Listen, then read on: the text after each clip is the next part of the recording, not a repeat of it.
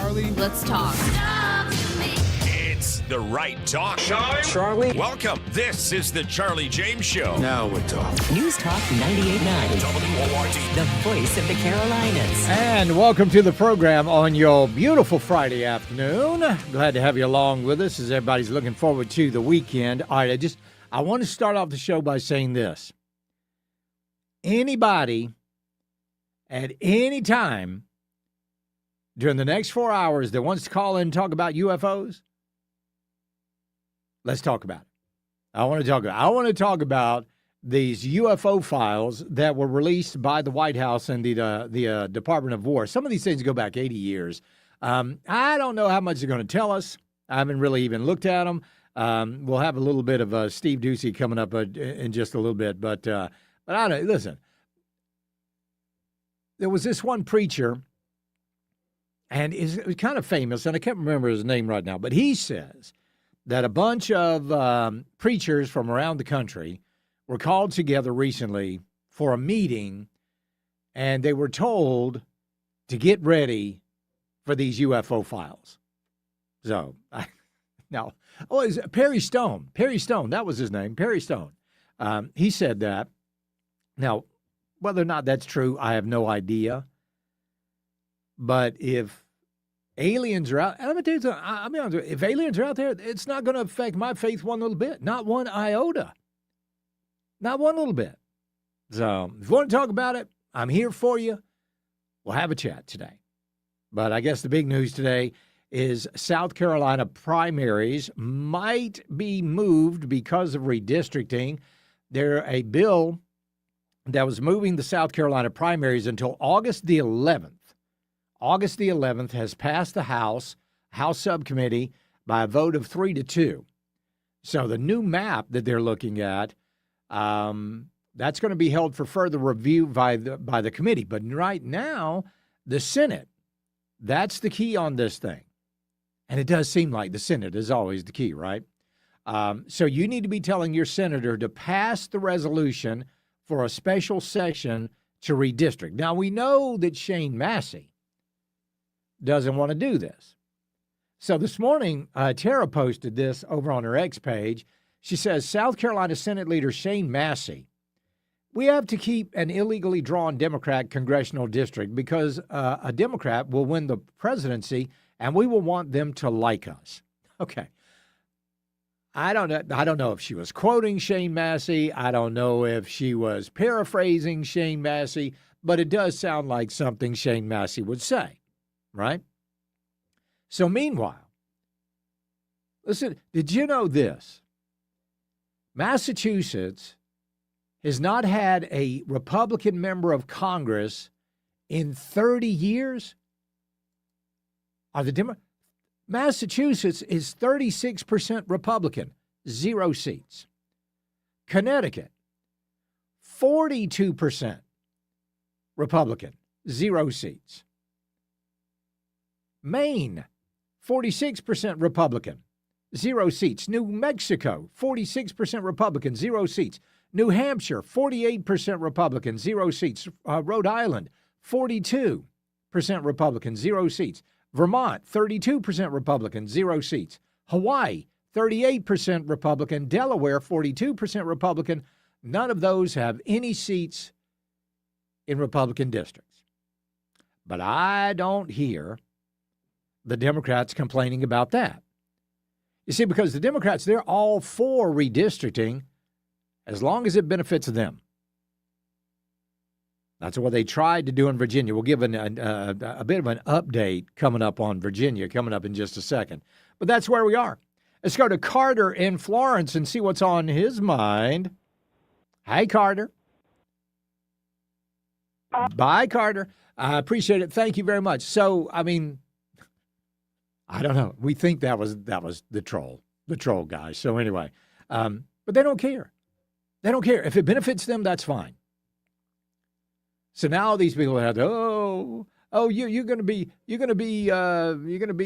no, everybody's going to be represented. But even more importantly, like I told you last night, the quality of life is going to get better.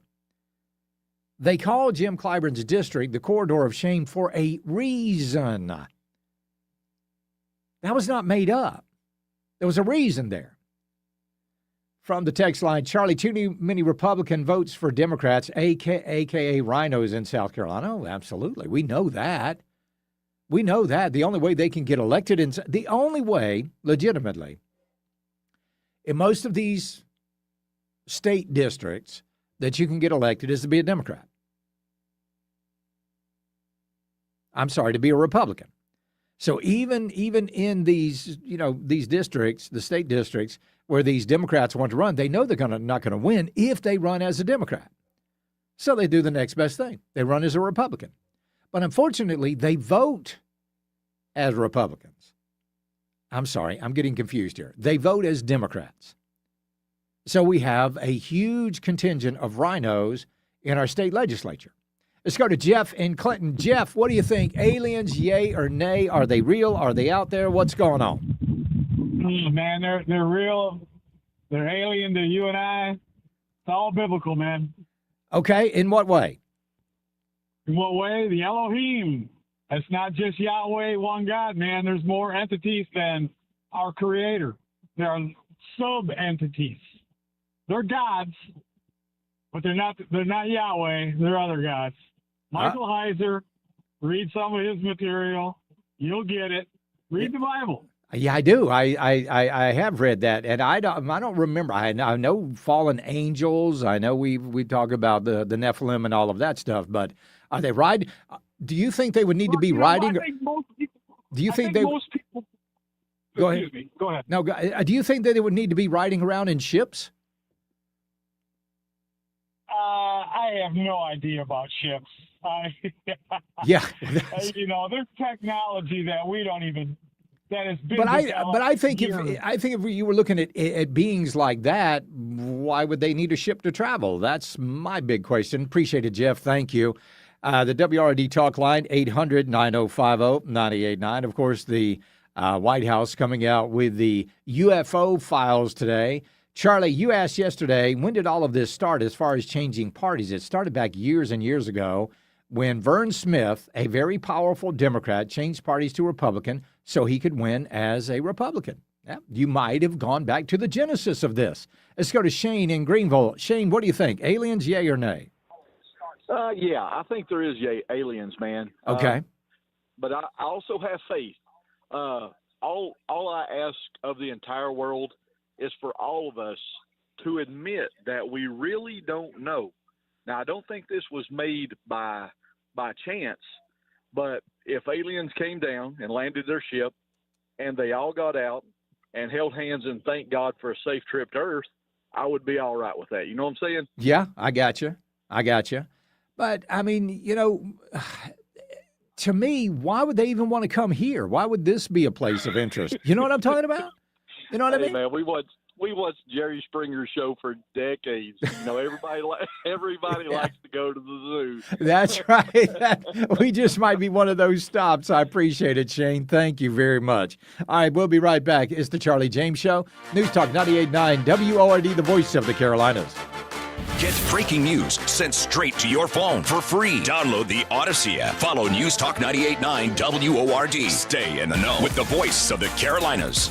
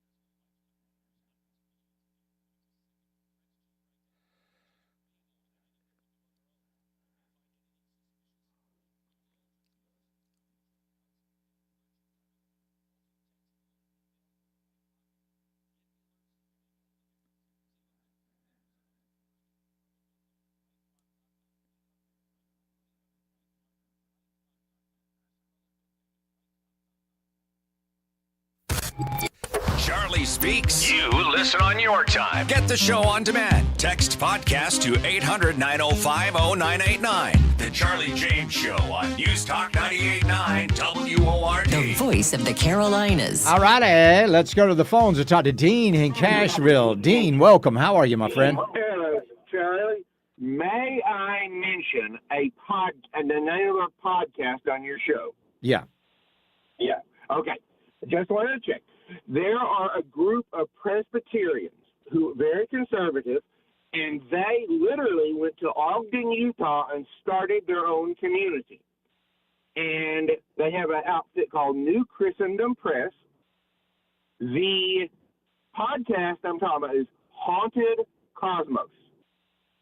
And they talk about aliens and such. Spoiler alert, they think aliens are demons, but Right. the reason I mention it, they do a deep dive on a lot of paranormal high strangeness. It is family friendly. They use no swear words. They're very cautious. And in the they did a 3-episode series on Skinwalker Ranch, in which they gave an invitation, like a end of the service invitation, come to Jesus moment, when talking about people who are a little too curious about things that are weird. Paranormal? I thought I'd mention that. Well, necromancy. Oh, But, okay. I got you. Yeah. I thought I'd mention that because not only do it is a really good podcast, and they're very family friendly, and they would really like you, Charlie. Thank you for what you do. I appreciate it, Dean. Thank you. Let's go to Christina in Traveler's Rest. How you doing, Christina? Pretty good, pretty good. By the way, just as a total side note, it's not emceed by any of the WORD people, but all of the governor candidates are going to be at the main library on Monday night, this coming Monday night. Yeah, I know. We're going to be there with the 4th District Republican Club. Yeah. I'm going to okay. I'm probably, haven't confirmed this with my wife yet, but I'm probably going to head up there right after the show. Oh, okay. So what I wanted to say about the UFOs is I think this is a distraction. And I'm old, so I can't remember when the Epstein files were revealed. It was also and I think I called in and I said this is nothing more than a distraction. And right now, this UFO thing is happening when Trump is encouraging especially the southern states, to do all this redistricting. And so you have, and I dutifully did, as you said, email my state senator and state representative to go forward with the redistricting. So without that, this UFO, the revealing of this big UFO file is a distraction. It's an absolute distraction. I don't think it's a distraction. I mean, people are still interested in redistricting. Who do you think the president's distracting? The Democrats? They don't care. The winos, the John Thune. I think John Thune's got his plate full, Christina. I appreciate it. I don't think it's a distraction because we're still talking about redistricting. We're still talking about Virginia and the Supreme Court. In fact, an opinion written by Justice D. Arthur Kelsey, the Virginia Supreme Court has today ruled that the controversial redistricting referendum, narrowly approved by voters back on April the 21st, was unconstitutional. The court determined at a 4-3 vote with no dissenting opinion that the Democrat-led General Assembly violated a key procedural requirement under the Virginia Constitution when it advanced the amendment during the rushed special session by bypassing proper public notice and timing mandates. As a result, the proposed congressional maps, which would have dramatically shifted the state's delegation to a 10-1 Democratic advantage, that has been invalidated. It was Virginia was about as close as you could get as far as districts are concerned, without being evenly split 50-50. They were 5 Republican, 6 Democrat. Well, they decided to do away with 4 of those Republican districts and go 10-1.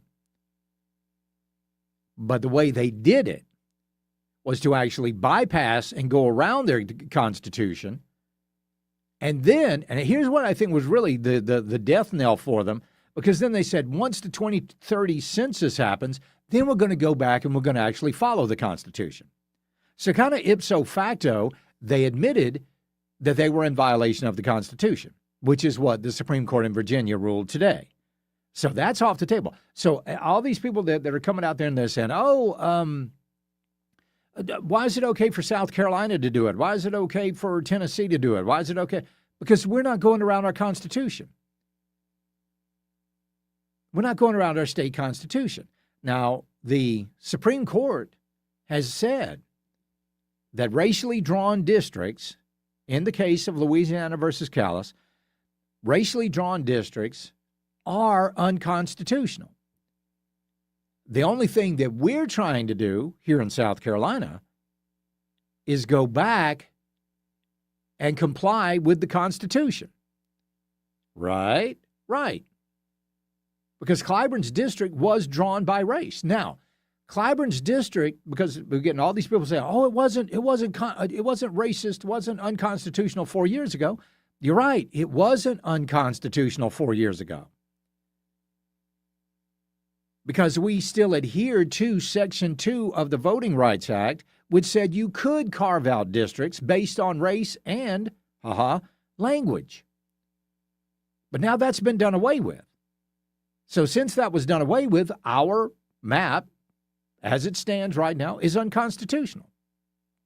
Sorry, Shane Massey, but that's what it is. So they're going. They're trying. Even Shane Massey's trying to go back and say, "Well, it was constitutional 4 years ago." Yeah, that was before this ruling. This ruling literally changes the ball game, right? All right, let's go. Who are we going to? Gerald in Cowpens. Gerald, welcome. Happy Friday, sir. Happy Friday. Charlie, now, if aliens come to Earth, you can bet one thing, that Kirby Smart will recruit their best quarterback. Good Lord, I hope so. I hope so. Georgia needs a quarterback. Let's go to Paul up in North Carolina. How you doing, Paul? Good, Charlie. Thanks for having me on the call today. Yes, sir. Yeah, I'm a believer 100% in alien life, and it came from an early age. My grandfather was an attorney in Louisville, Kentucky. Back in the 50s, he represented a young lady whose husband was flying a P-51 Mustang in Kentucky doing maneuvers, and he saw something in the sky, and he ended up chasing up until he ran out of oxygen, and his plane crashed. It's a famous case. It's called the Mantell case. If you'll Google that, you'll see that that's exactly how it happened. So he represented his wife, got her a settlement from the Air Force. He told me about that when I was a young kid, and I've always been a believer. Absolutely. There you go. All right, Paul, I appreciate it. Thank you. Let's go to Michael in Due West. What's going on, Michael? Thank you for taking my call, Charlie. Yes, sir. Hope you're doing well today. You too. I've seen some weird stuff that can't be explained, and let me ask you this. Do you believe God that created this universe, that was his only thing that he decided to create? To me, there's more life out there. But well, here's technically, when you say universe, that includes everything. That's so you say like our solar system or our star system, whatever you want to call it. Yeah, no, I think there's stuff out there. I mean, why would we be the only ones? And the other lady is talking about this is a distraction. No, it's a coincidence. This was planned long before the Virginia made their ruling. Yeah, that's true. This is the coincidence. Yeah, you're right. I appreciate it, Michael. Thank you very much. We'll be right back. It's the Charlie James Show. News Talk 98.9 WORD, the voice of the Carolinas. 15 minutes of breaking news and stimulating talk begins every hour, every afternoon on The Charlie James Show. News Talk 98.9 WORD, the voice of the Carolinas.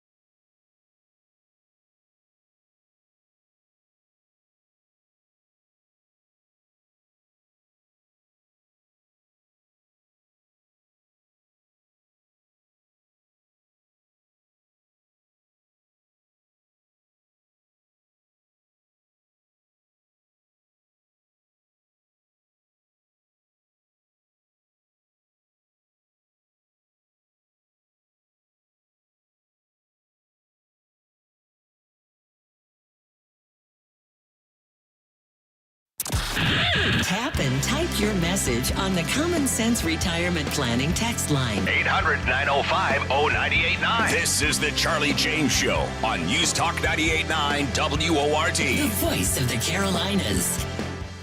Welcome back to the program on your Friday afternoon. Having a little fun this afternoon, talking about UFOs intermixed with everything else. Let's go to JJ in Waterloo. How you doing, JJ? Good, Charlie. How you doing there, buddy? Wonderful. What's up, man? Oh, well, I just had one little question. Now, how many kids do you have? 0. You don't have any kids? Okay. No, I wasn't sure whether you did or not. Well, anyway, I've had the pleasure of watching some programs with my grandchildren, and there's this one called Chicken Little. And they were talking about how the aliens were coming down. You know, the piece of sky was off at the bottom of one of the alien ships that fell on him, you know, when it said sky was falling. It's pretty cool. Okay. Anyway, Yeah. Anyway, but the aliens said that they came here to get our acorns because we had the best acorns in the universe. All right. Very cool. Okay. All right. Well, I just thought that was hilarious. That Anyway, is funny. My real question was, do you know the reason why they decided to put Spartanburg, Greenville, and Lawrence in one of those districts? I have no idea. Now, I've seen the map. I have seen one of the maps, and I believe the one that you're talking about, that is a very interesting map. So when you look, like you just said, Greenville, Spartanburg, Lawrence, we would be in District 4, right? Right. And then Anderson would be over in the 3rd. I don't know. Well, it's supposed, because if you look at the 4th district as proposed geographically, it would be the smallest district. It would be the smallest district geographically because we would have Greenville, Spartanburg, and like you said, Lawrence. But why they did that, I don't know. But that's the way it's got to do. That's the way it's got to be. It's got to be by population, and it's got to be within a certain tolerance of like plus or minus 4% or something like that. So I don't know who has actually come up with these maps. I'd like to know who the architect was of them. Right. So, I would too. And maybe we'll find out at the top of the hour because I'm going to be talking with former state representative Adam Morgan about these maps, and maybe we can find out who actually drew them up. Okay? Okay. Yeah, that'd be great, man. I appreciate it. I appreciate you, JJ. Yep. Thank you, buddy. Jason is in Greenville. Jason, welcome. Hey, Charlie. Yes, sir. I've got a question and then a few comments. Okay. Do you remember the congressional hearings? I think it was a couple years ago. They had on the UFO, alien life. I remember there was one. I didn't pay a whole lot of attention to them.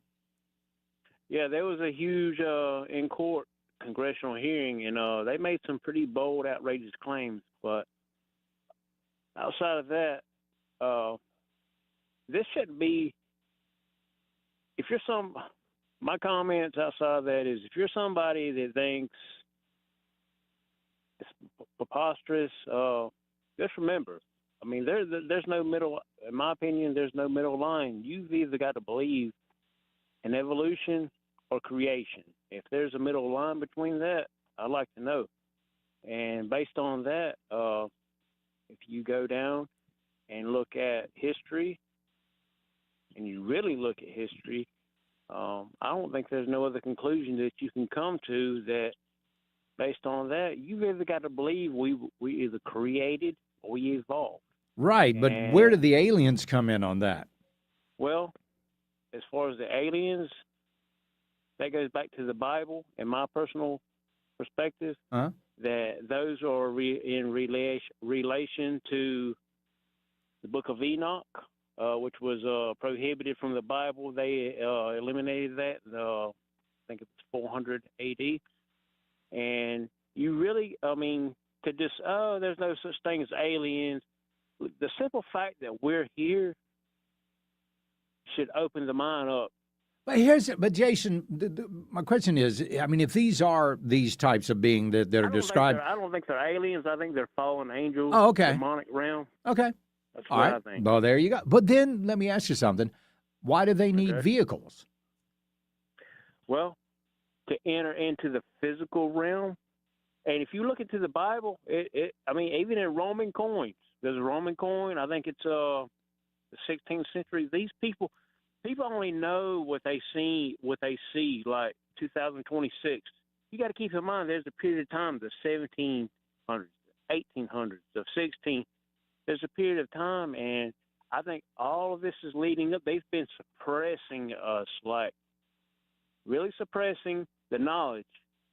Yeah. But mankind has been evolving enough to where it's coming to the point to where the government has no other choice to disclose this, but at the same time, I don't know if they're going to try to manipulate the situation, but I don't know.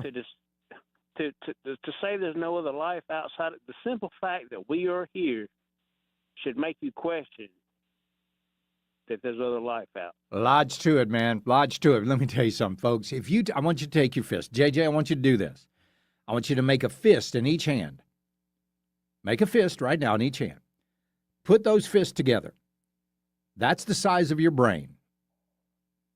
That's approximately the size of your brain. For the fact that anybody that can understand all of this in that little brain, yeah, good luck. Good luck. Let's go to Gene in Greenville and talk to him. Gene, welcome. How are you? Well, I want to give an addendum to this fellow's discussion, but we don't have enough time. But I called up for another reason, but I want to address one particular point. Read the scripture. It makes it very, very clear. The earth was formed for one reason, for man to dwell in and for God to tabernacle with man, and that day is coming when Jesus, at the second coming of Jesus Christ for the kingdom of God. I'll leave the rest to people. Let me ask you this. Does it say we're the only ones in the universe? No, we have the angelic beings. Okay. Does it say we're the only? Does it say we're the only entities or beings like us in the universe? Yes. Where? Yes. There are only two. Throughout Scripture, it makes it very, very clear. Who is man that thou art mindful of him? And man is dwelling in one place. It's on the planet Earth.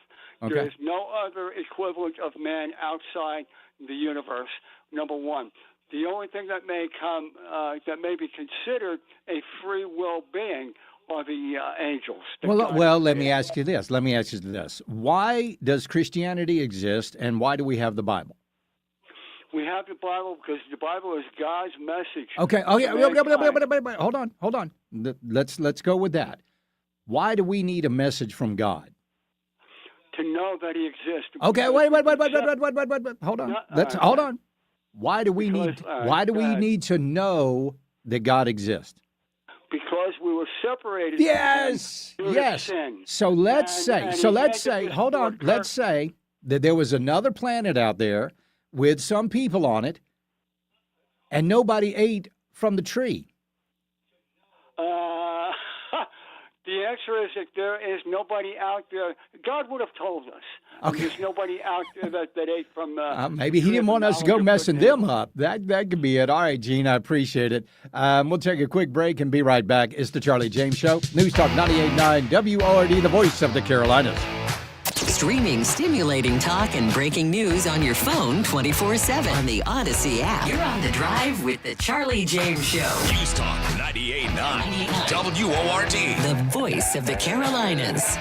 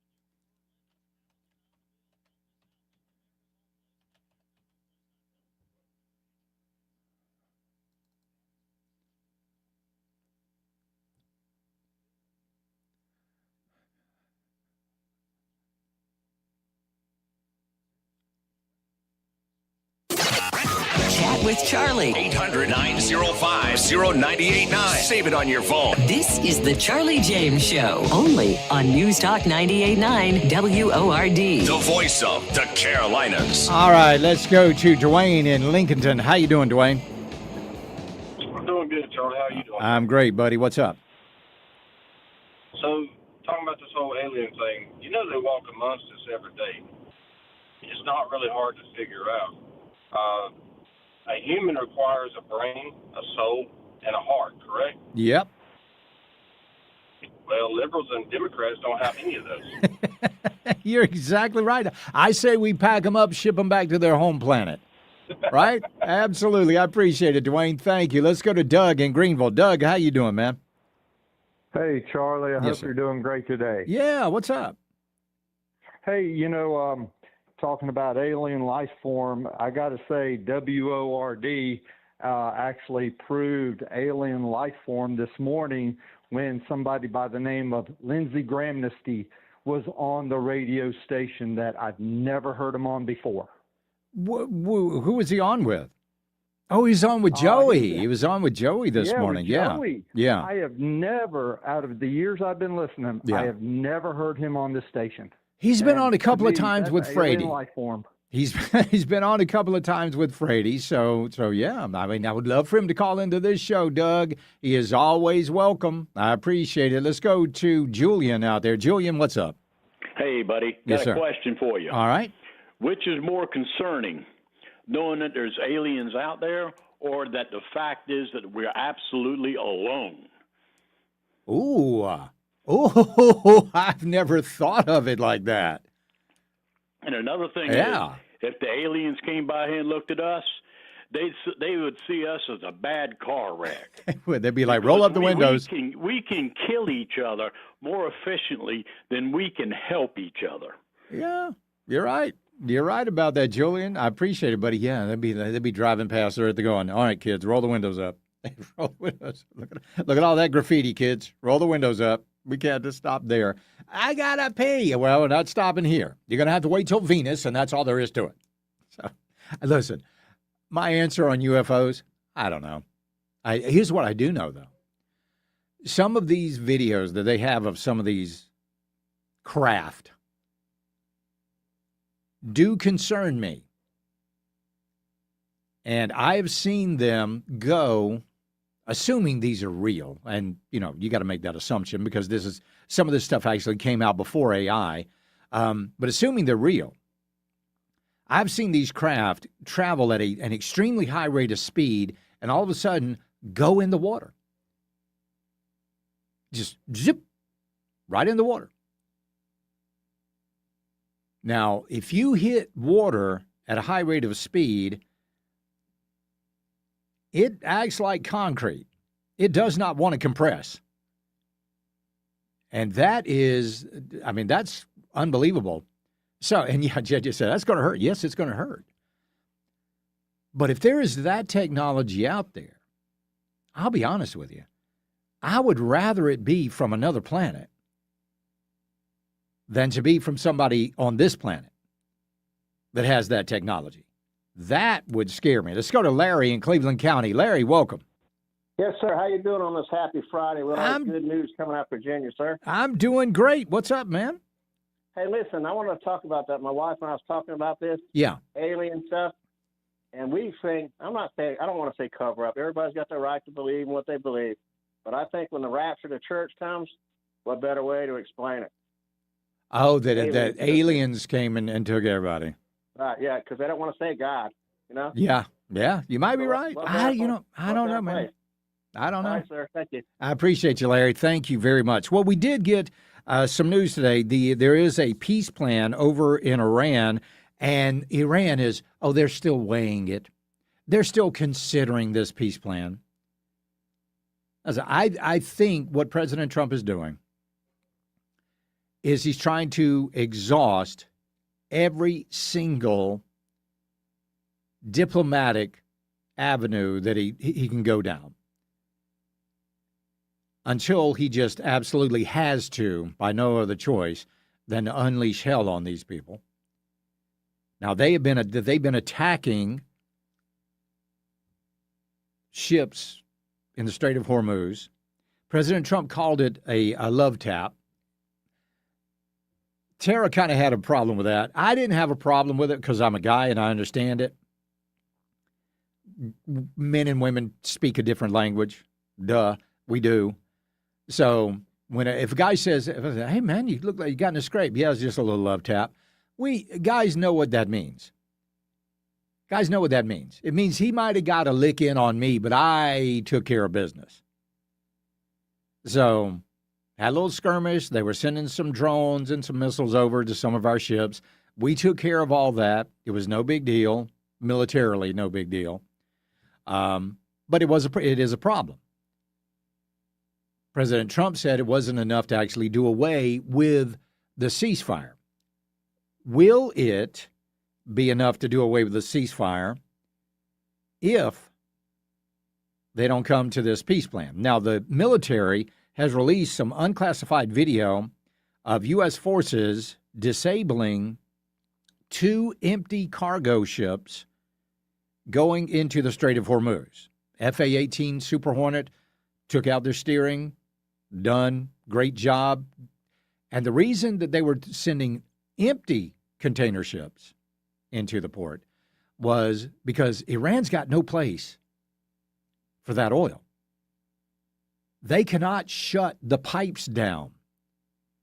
If Iran were to shut the pipes down that are filling all of these reservoirs up with oil, it would literally ruin their oil industry for decades. Absolute decades. Now, they got to offload this oil pretty soon, or that's going to be the result. All of these pumps, all of these pipes, that's all going to get gunked up, and there's no going in and just, roto-rootering those things out.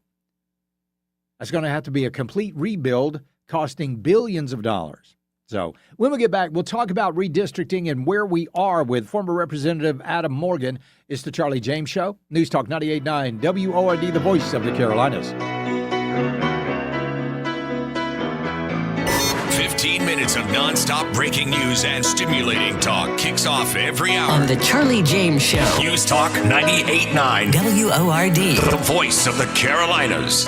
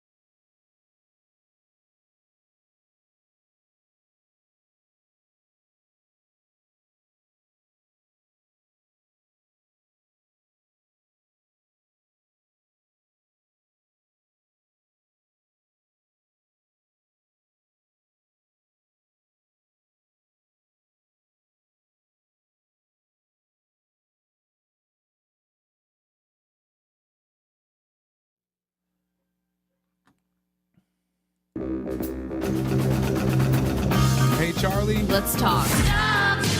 It's the right talk. Charlie. Welcome. This is the Charlie James Show. Now we're talking. News Talk 98.9. WORD. The voice of the Carolinas. I pledge allegiance to the flag of the United States of America and to the republic for which it stands, one nation, under God, indivisible, with liberty and justice for all. Oh, beautiful for spacious skies, for amber waves of grain, for purple mountain majesties above the fruited plain. America, America, God shed his grace on thee and crown thy good with brotherhood from sea to shining sea. America is back. Yes, sir, and welcome back. So redistricting, that is the talk of the day and has been for the entire week. Let's talk with former Representative Adam Morgan. Adam, welcome to the program. Hope you're doing well. Hey, Charlie. Yeah, good talking to you. Quite a crazy day going on in Virginia and Yeah. with developments in South Carolina. Is redistricting everywhere in the air. It's everywhere. The Virginia Supreme Court has ruled that they're referential. What about here in South Carolina? There was an initiative passed that would put our primaries back till August the 11th, right? Yeah, and that passed out of Judiciary Subcommittee today. It's only the congressional races. So that's, I'm sure, a sigh of relief for the gubernatorial candidates and the local races. But let's be honest, a lot of these state house districts were also racially gerrymandered. Yeah. So if we really wanted to push it, they really should be redistricting those, but I guess unless somebody sues, maybe they'll skip it. But I know how they did it. I saw the map room. There's a lot of state house districts that they focus on the race, and they move precincts and split precincts, and they use the black voting age population to make those calls. And it's always been wrong. It's always been discrimination.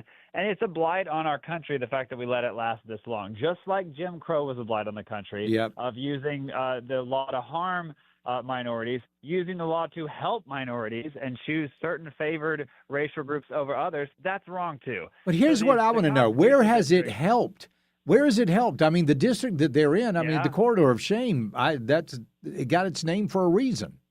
It's a lie. The lie is that, you are represented best by somebody who looks like you. Yeah. And it's like, no, that you're not based by how you look. It's what you believe in, what your character is, what your values are. That's what you align with. At least that's how it's always been in this country. And yeah, it's a lie. And the fact is, it's actually held back those communities.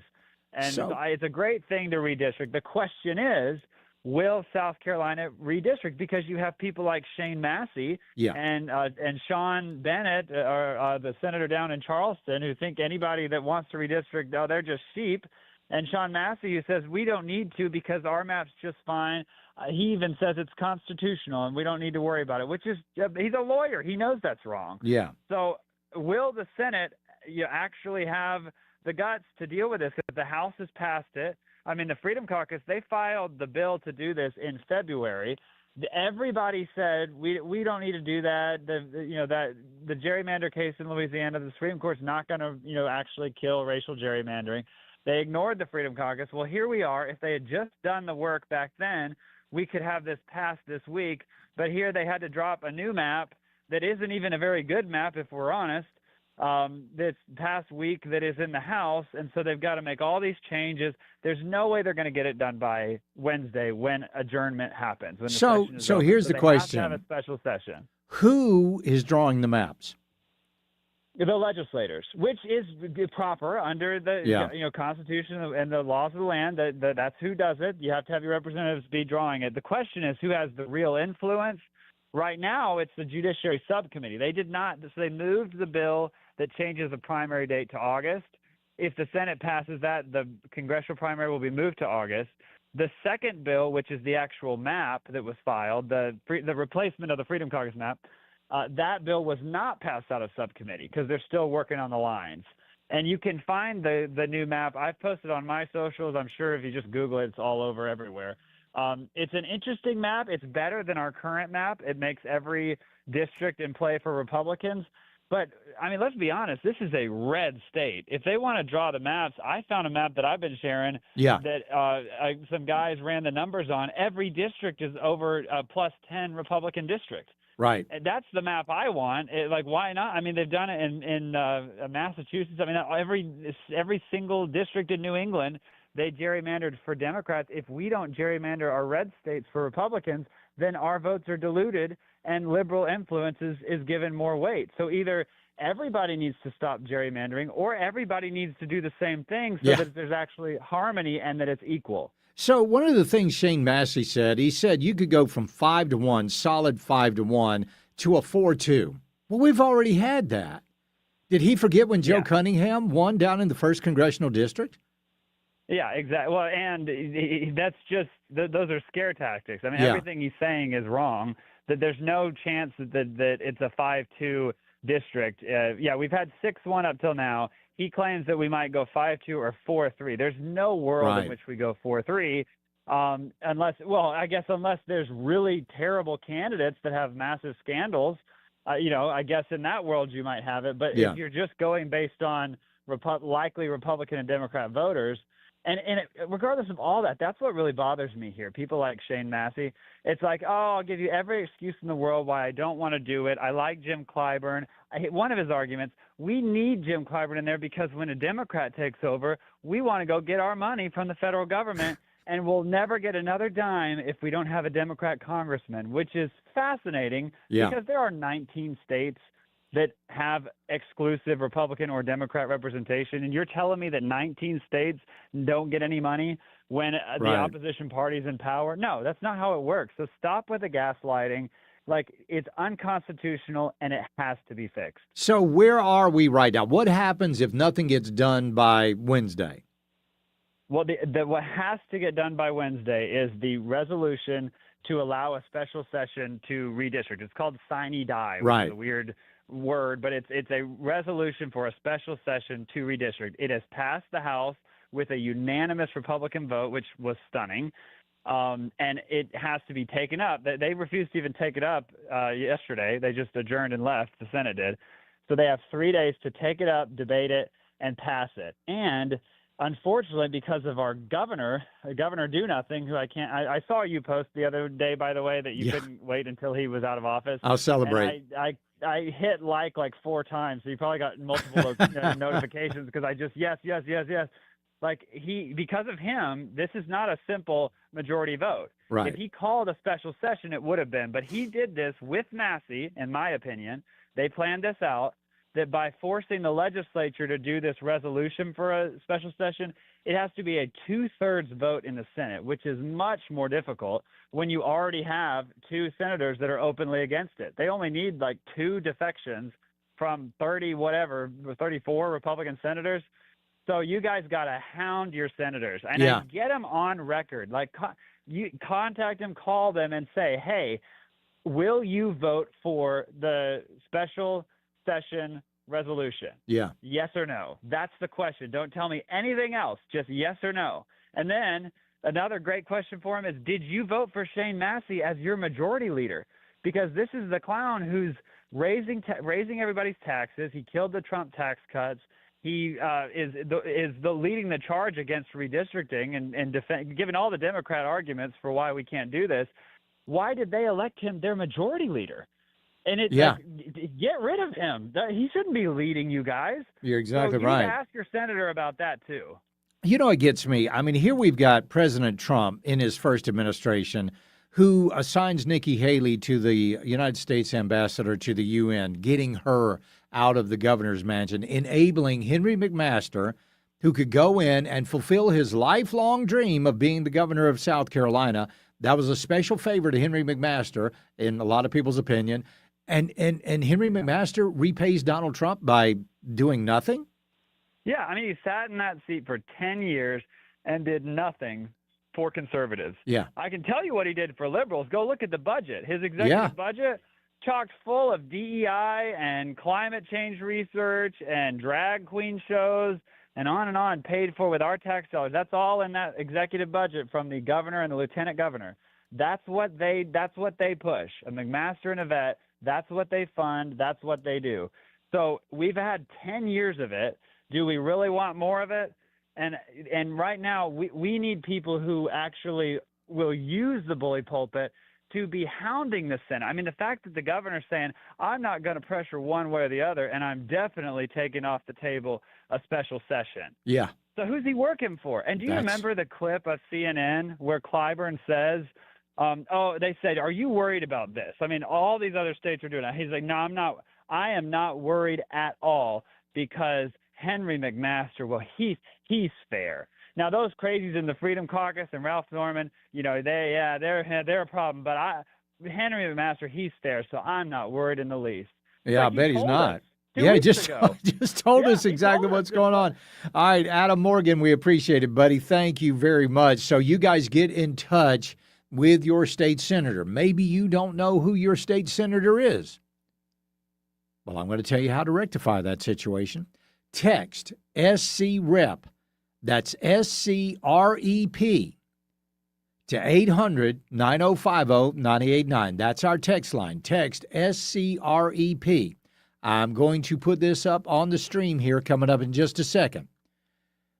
Get in touch with your state senator. We're not talking about Lindsey Graham and Tim Scott. We want your state senator. It's going to have all of it. You will text us, SCREP. We will send you a link. You put in your address. It will bring up all of your representatives. We are looking for your state senator. Tell them to vote for the continuing resolution. I'm sorry, the redistricting. Let's go to Roy in Sunset. Roy, doggone it, where are you? There you go, Roy. What's up? Yeah, hey, I'm here. Yes, sir. I think we need to put pressure on Henry McMaster through his appointed, his successor, his lieutenant governor. Yeah. She needs to put the pressure on him. Well, she said that she said she's for redistricting, but then she needs to be pressuring Henry. Yes, she does. Yeah, absolutely. Put pressure on him, or she doesn't get anybody's vote. There you go. Story. All right, Roy, I appreciate it. We'll take a quick break and be right back. It's the Charlie James Show. News Talk 98.9 WORD, the voice of the Carolinas. This is Lee Rogers. Be the first to break the news. Share your story at news@989WORD.com.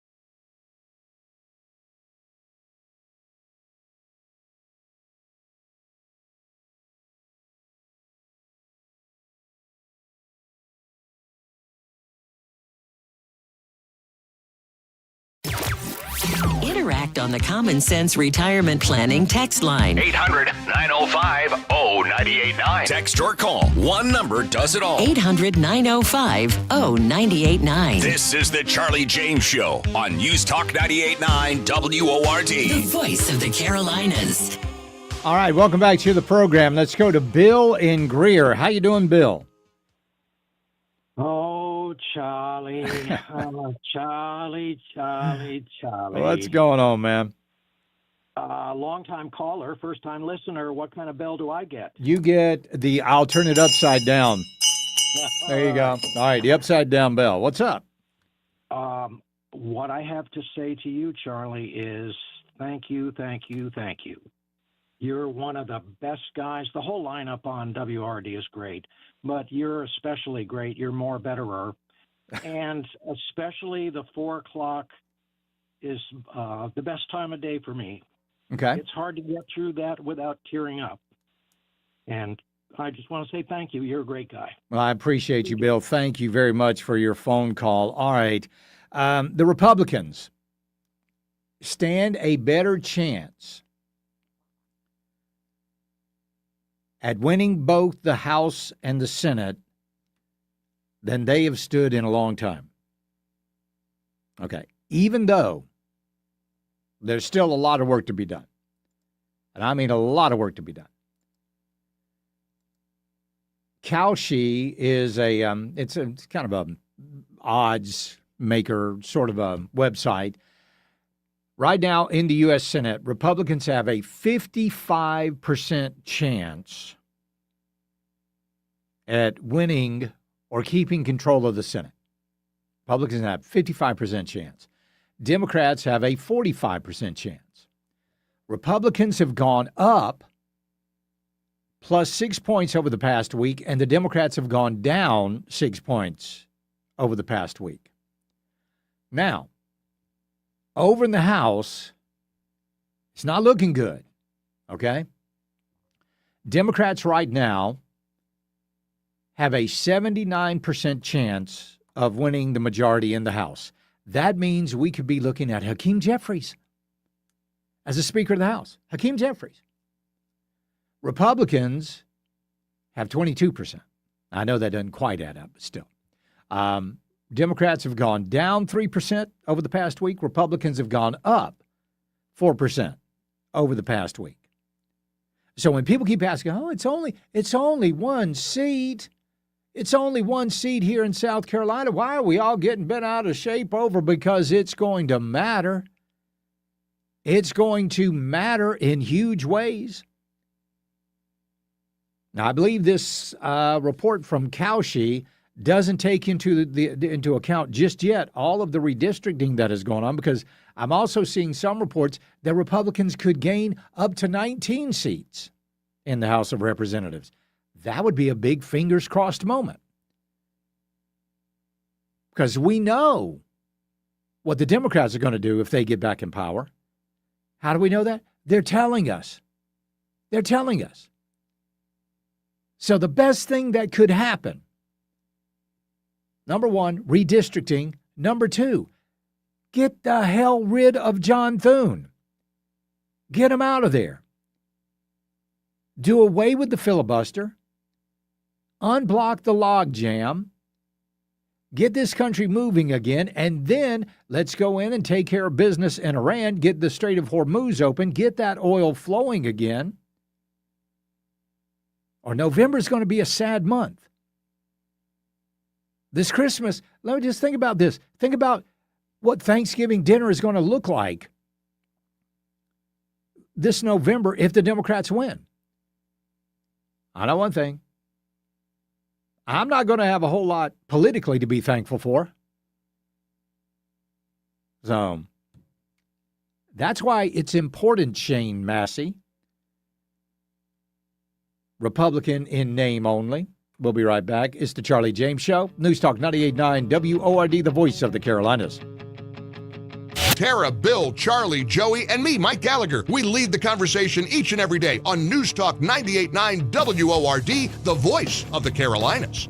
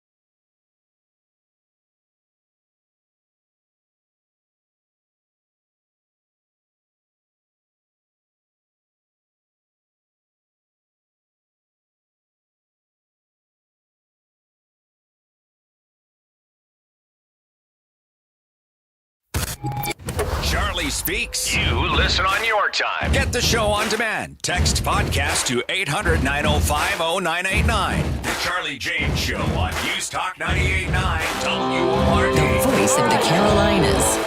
All right, you need to call your state senator, tell them to vote for the special session. That is imperative. If you don't know who your state senator is, text SC Rep to 800-905-0989, and it will send you a link. We'll put in your address, and it will bring up all of your representatives. Do not worry about Lindsey Graham and Tim Scott. They are in Washington. We're looking for the folks in Columbia, your state senator. Get in touch with those folks and tell them to vote for the special session. Let's get redistricting done. Let's go to Larry in Campobello. Larry, welcome. Hey, Charlie. Hello. How you doing? I'm great. What's up? I got a serious issue with the wonderful representatives of the state in Columbia. I don't understand the pay scale of $10,000. That leaves us with a group of scum that are either out for the donations or power. And I know I could do a better job than these clowns are doing, but I have to work I got to have income for a living. But I don't understand. Here's the thing of it, Larry. It's not like They're $66,000 a year. They're making money hand over fist because most of them are lawyers and they're getting paid by the state. How? I mean, they get $10,000 as the salary, right? Yeah, they just voted for a pay raise. Hasn't quite kicked in yet, but yeah, exactly. That only gives you the well-heeled and the connected. Yeah, you know what? You're right about that. You're absolutely right about that. It would be my thing. I mean, you would have to pay somebody a living wage, but unfortunately, that's just not the way our state legislature is drawn up, and that is failing us on a daily basis. I appreciate it, and I fully understand your frustration. Now, Stephen Moore posted this over on X, and I just found this fascinating. He says that the biggest transfer of wealth in American history is not happening on Wall Street. It's not happening in the markets. It's happening in U-Hauls. Listen to this, $2 trillion in income has left high-tax blue states for low-tax red states in just 11 years. 11 years. And so what are the blue states doing? They're raising your taxes again. So you folks who live in, anybody out there lives in a red state, good luck, or a blue state, good luck with that. But here's what really got me, because I was looking at some of this wealth that was coming into other states, like Florida, number one, with $129.3 billion. $129.3 billion. Texas comes in at $371 billion. No, I'm sorry. Yeah, all right.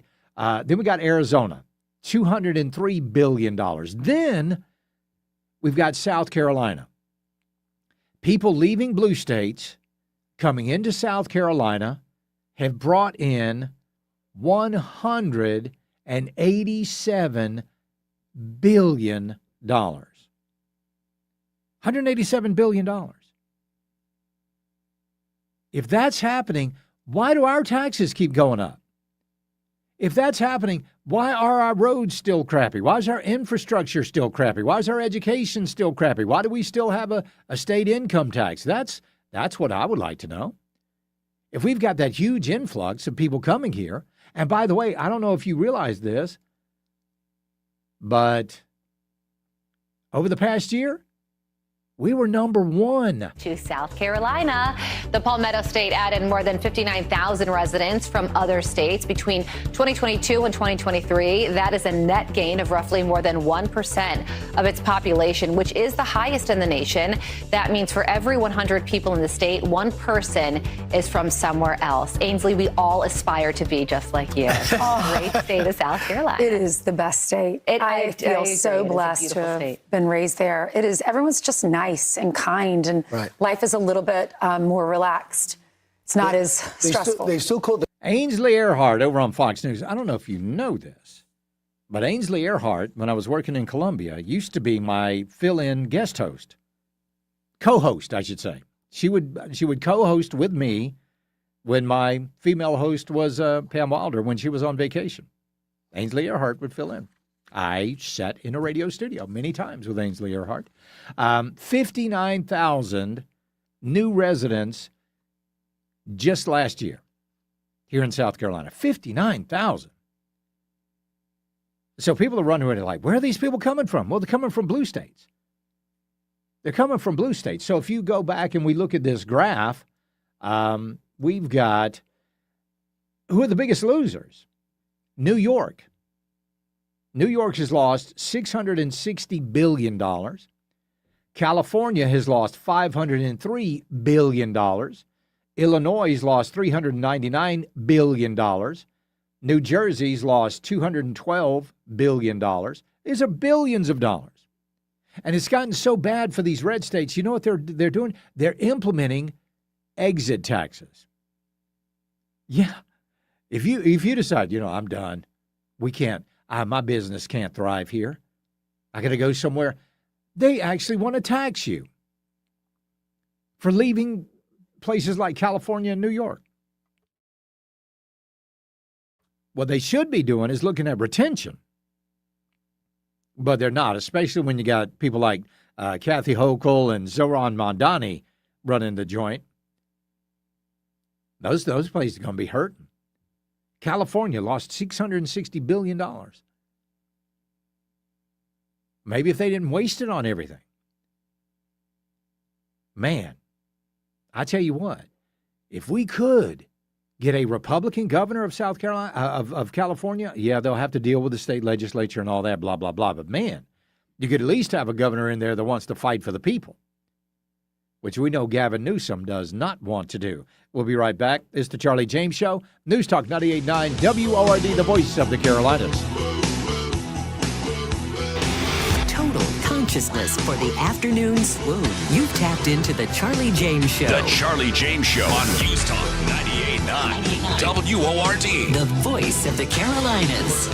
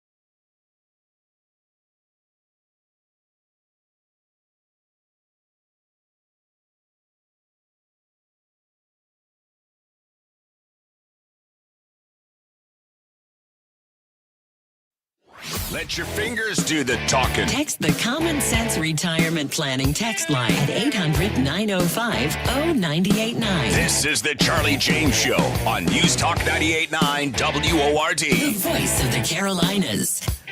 Somebody wanted to know if Ainsley Earhart stole my big break. No. Ainsley Ainsley is a very talented woman. She deserves everything that she's gotten, but she's got to live in New York, and she's got to be married to Sean Hannity. So, bit of a trade-off there. I think I came out on the better end of that deal. 800-9050-989. That is the WRD talk line. It's also the Common Sense Retirement Planning text line. There's been you guys know, you travel over there near Bridgeway Station all the time on 385. And there they are. It seems like they're there all the time. The crazy wackadoodles, the indivisible Greenville crowd, waving their banners. They've got their signs. They've got their upside-down flags. They're protesting this, that, and the other thing. Whatever the outrage of the day is, they're out there with their No Kings rally. I noticed, did they show up and protest on the bridge when King Charles was in Washington, an actual king? No, of course not. It's the same old crazy lunatics that have nothing better to do with their time. So they show up. Well, the city of Malden said, you know what? We're going to kind of crack down on this a little bit because you guys are in violation of some of our city ordinances. So here is what Malden says. No person will engage in any demonstration or excessive conduct on a bridge that obstructs the free movement of pedestrians, bicycles, or emergency vehicles. Demonstrators on bridges will not occupy more than one half of the available width of the bridge, walkway, sidewalk, or trail surface. The following signs shall not be erected or maintained in any zoning district within the city of Malden. Obscene materials. Any sign that exhibits statements, words, or pictures of obscene, pornographic, or immoral subjects is prohibited.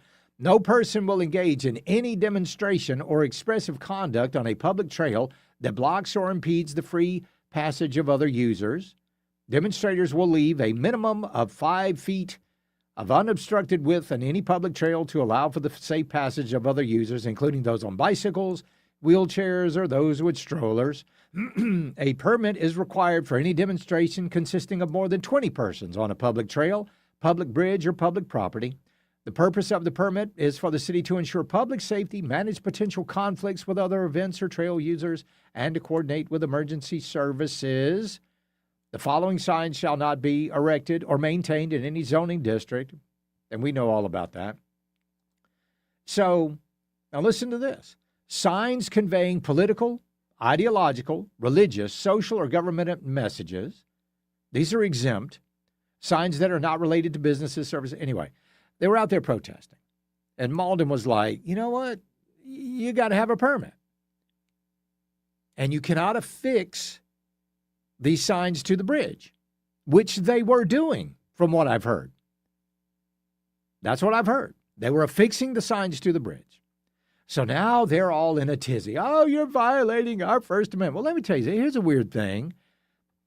Because there's a law here in South Carolina where if I'm driving down the road and I am holding my phone, I don't even have to have my phone. I have a case on it. I don't have to have my case open.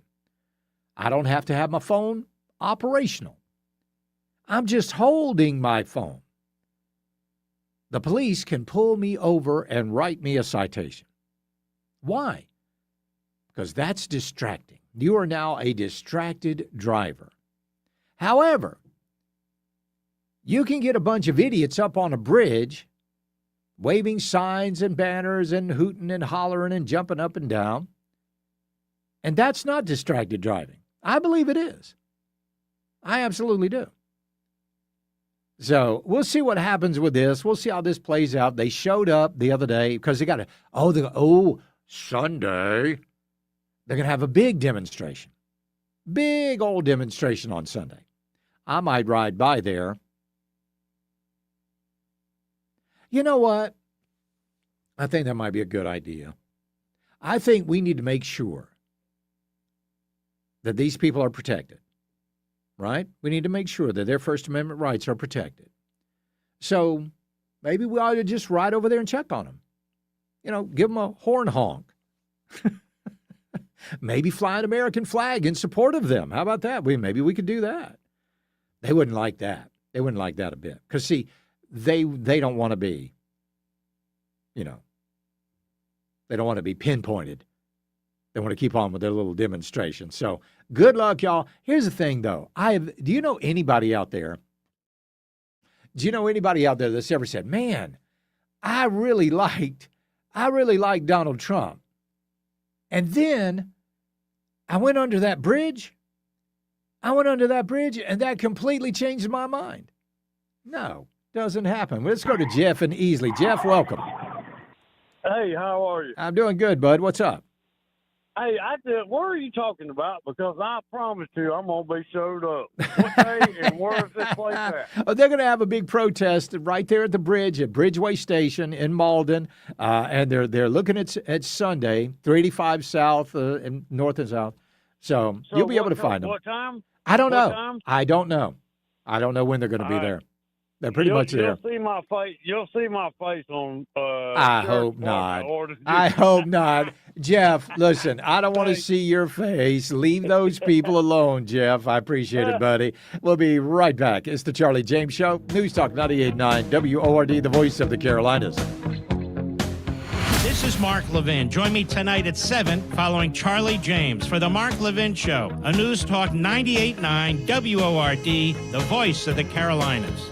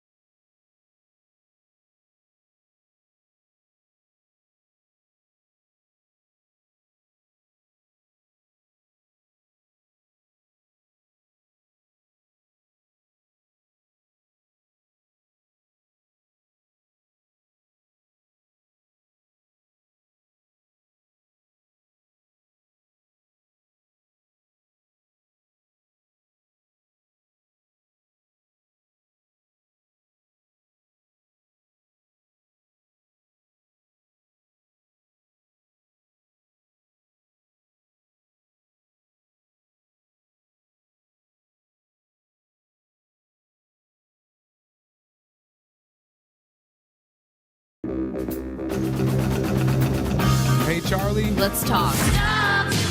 It's the right talk. Charlie. Welcome. This is the Charlie James Show. Now we're talking. News Talk 98.9. WORD. The voice of the Carolinas. So Alabama voted to advance legislation that would result in eliminating one Democrat seat. Now, Kay Ivey in Alabama, she was against this for the longest time. And then she was like, all right, maybe it's a good idea. So they're looking at redistricting, or they're in the process of redistricting in Alabama. They've got 2 Democrat seats right now, districts rather. They're going to get rid of one of them. Okay?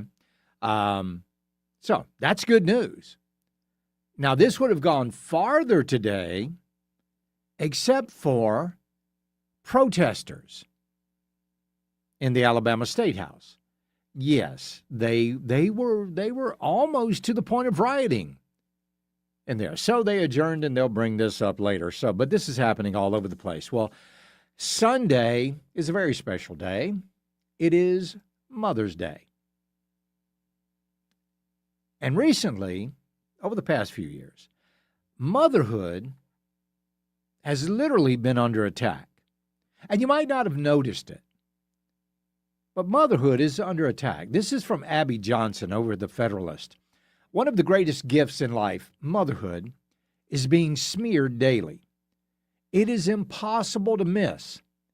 Whether you're watching TV, doom scrolling, or just hanging out in moms groups, physically or online, moms are portrayed as constantly sleep-deprived, barely hanging on to their sanity, and wanting to get away from their kids. Did you ever scroll through social media when kids go back to school at the end of the summer? Moms post all the time that they can't wait to send their kids back to the classroom so they can get back to doing whatever they wanted to do without their offspring.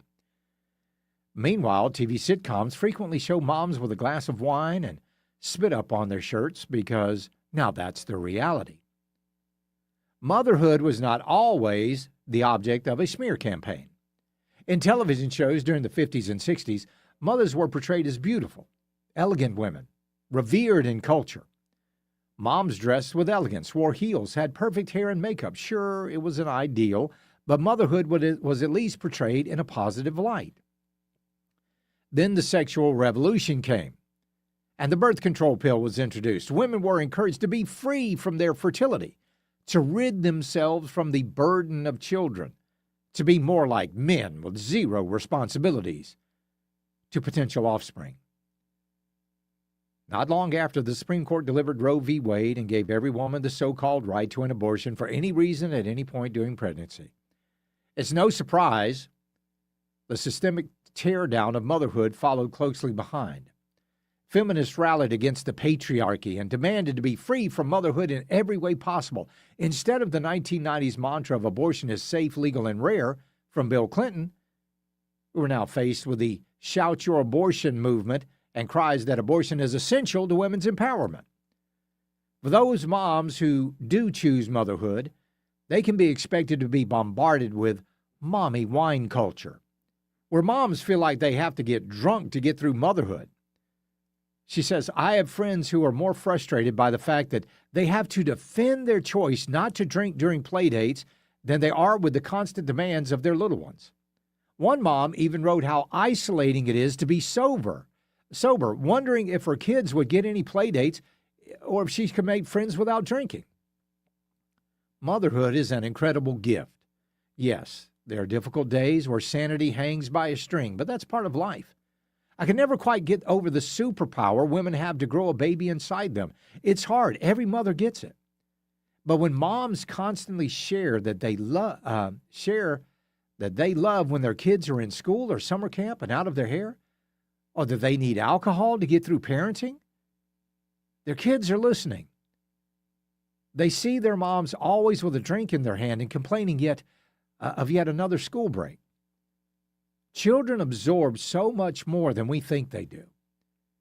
They will remember that their lives were a burden to their moms, who always seem to want to be whatever they are not. That can be devastating to a child. It's fine to take a break from parenting to get the nails done or do something alone for a few hours, but to be constantly wanting time away from your kids, That feels like a slap in the face to children. Yet this is what pop culture encourages when it portrays moms as barely hanging on. Barely hanging on to what's left of themselves and only wanting to get away with their kids.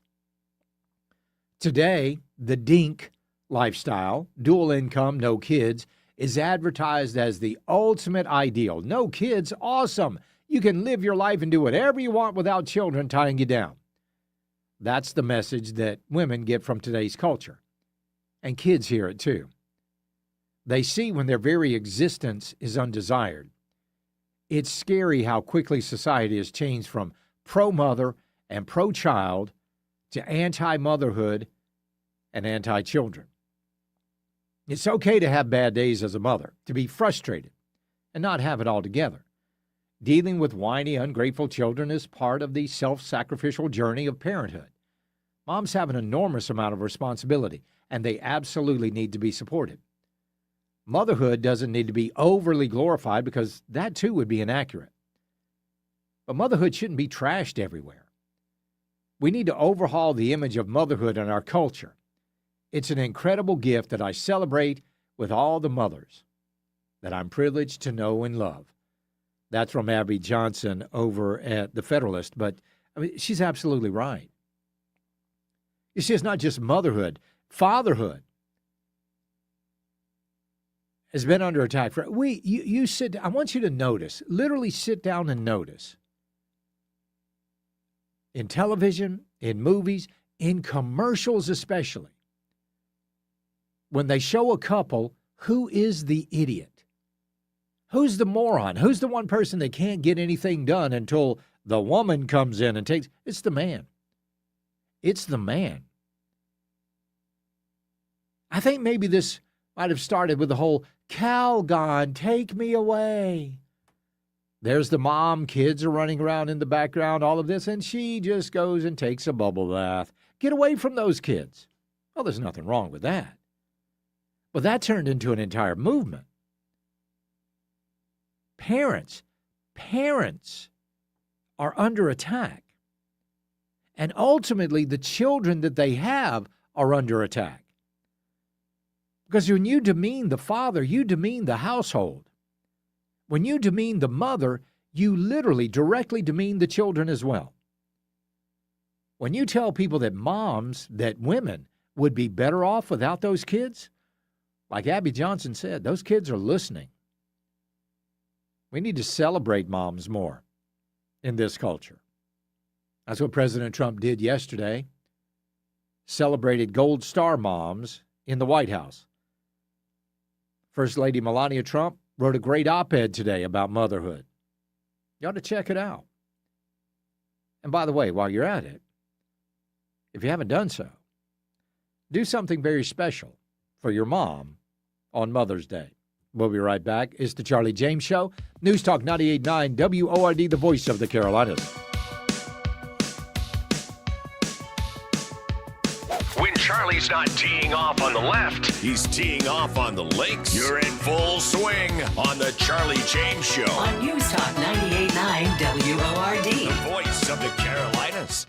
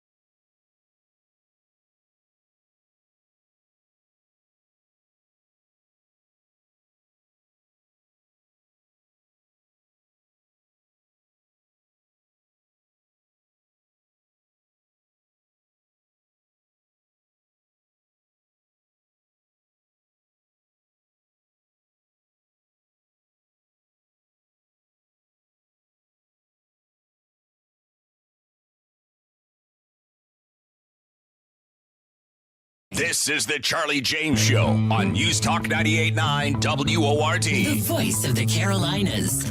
Well, it was a few months ago, probably more months than I remember, the sound bar for my television went out. So I was like, well, crap. So did a little research, found one, a decent one, surround sound. It was kind of cool. It was a Vizio from Walmart, and I went to Walmart and I got it. So as I was unboxing this sound bar, I kept looking through all the stuff, and I was like, wait a minute, hold on. Where's the remote? There's no remote here. There should be a remote. My old sound bar had a remote. This one does, and it dawned on me. I was like, oh, crap. I hope I don't have to have an app for this. Well, sure enough, I had to get an app. To get all of the functionality out of the sound bar, I had to get an app. So I plugged it up to the TV. Now I can control the volume with my television app or my television remote, but if I want to do something like clear dialogue or adjust some of the settings, then I have to have the app. So, okay, minor inconvenience. I dealt with it, right, for a few months. Well, a few weeks ago, my wife and I were watching a television show, and it was British, and they were talking a little loud. So I wanted to adjust the clear dialogue setting on my soundbar to make the dialogue more crisper. I couldn't log in. I could not log in to this app. So then it told me to log in, and I hit that, and it took me to, are you ready for this? Walmart's app. I was like, wait a minute, why is it taking me to Walmart's app? Then I did a little more research, and I found out that Walmart has bought Vizio. Okay, maybe you're thinking no big deal, but in fact, it is a big deal. So then I was in Walmart just a few days ago. I think it was last week. I had to grab a new garden hose, and I went in there and I kind of walked by the televisions, and I was like, good gracious. Here's an 80-inch television for what? It was like $500. Here's a 32-inch for $120-something. These huge TVs, very, very inexpensive. And I thought, how in the world does Walmart sell these televisions at such a low price? Aha. Now we know. Listen to this guy. Did you realize that this TV right here is a Walmart tracking device to track you at home? Walmart bought Vizio Television.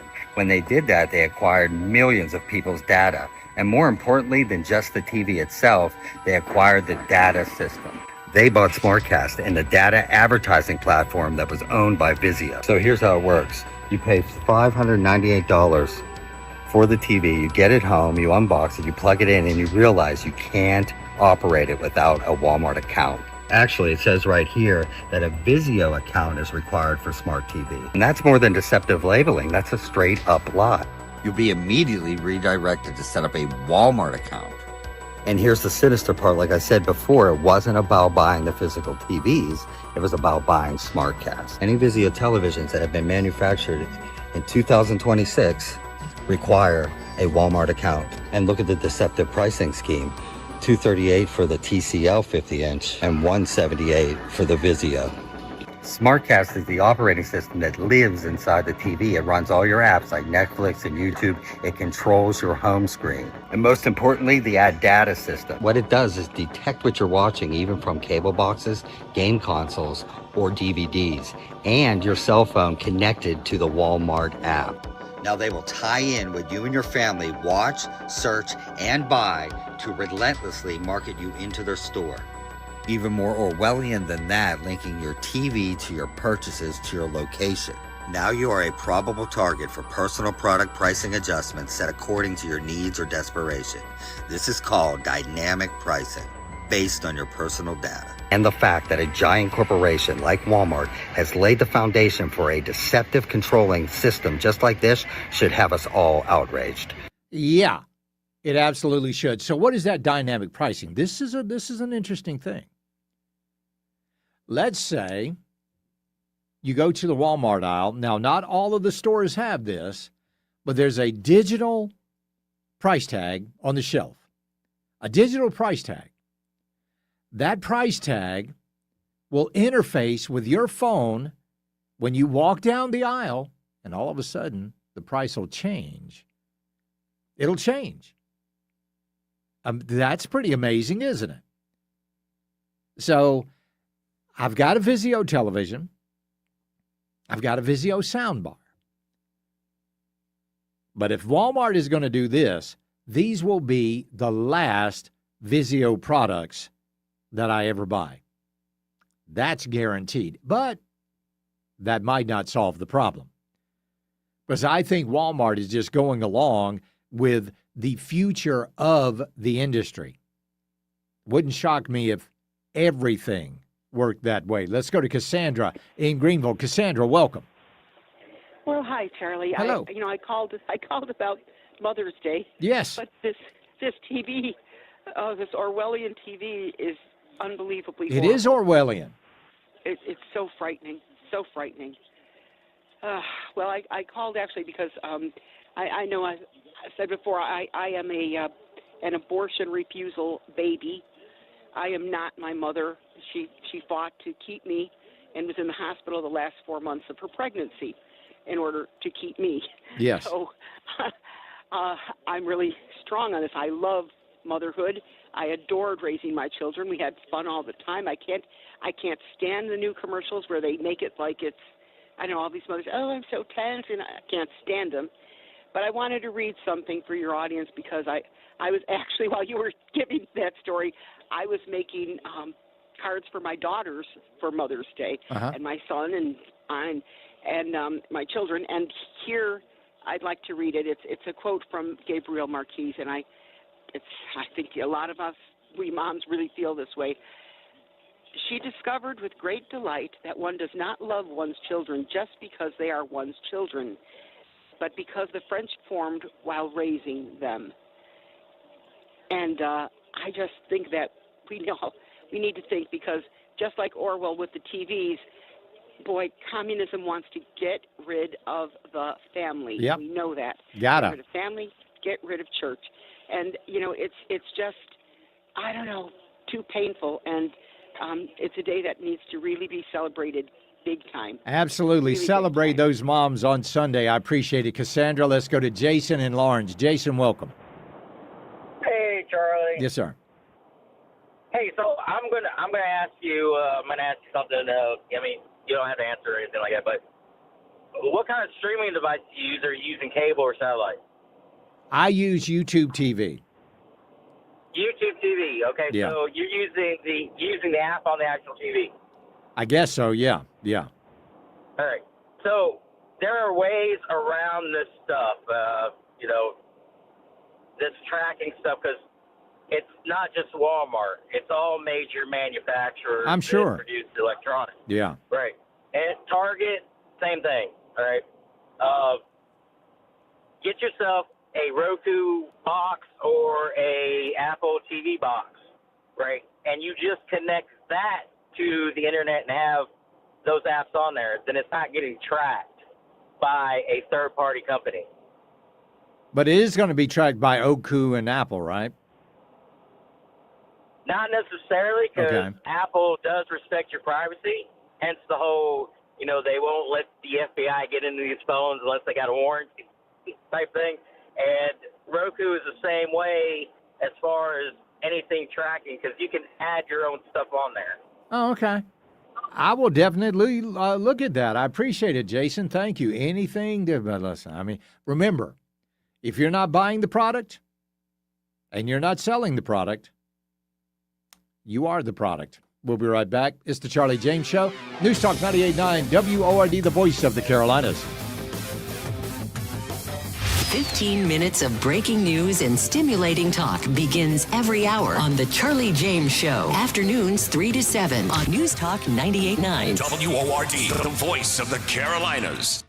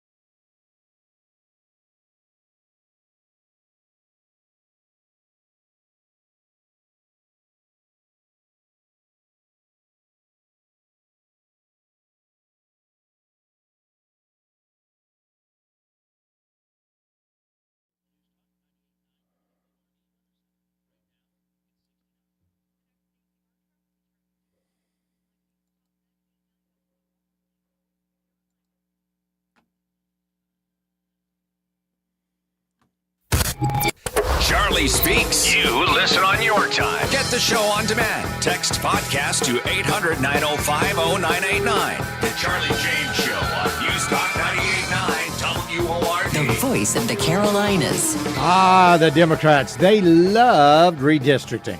Oh, they loved redistricting. It was just the best thing in the world you could ever do. In fact, Barack Hussein Obama did a video for the people of Virginia telling them to get out there and vote for redistricting because they're going to redistrict Virginia. Let's get out there and y'all need to get out there and redistrict Virginia. Got on there and told them to redistrict. Told them to take Virginia, which was 5-6, Republican to Democrat, and make it 10-1. Barack Obama, all in favor of redistricting. See, the Democrats, they love redistricting when they win, but that's the only time.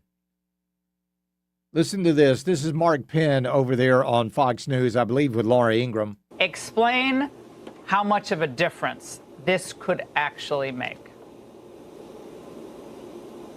Well, look, obviously if 14 seats get flipped and the congressional races turn out to be close, then those flips will be quite meaningful in the congressional races.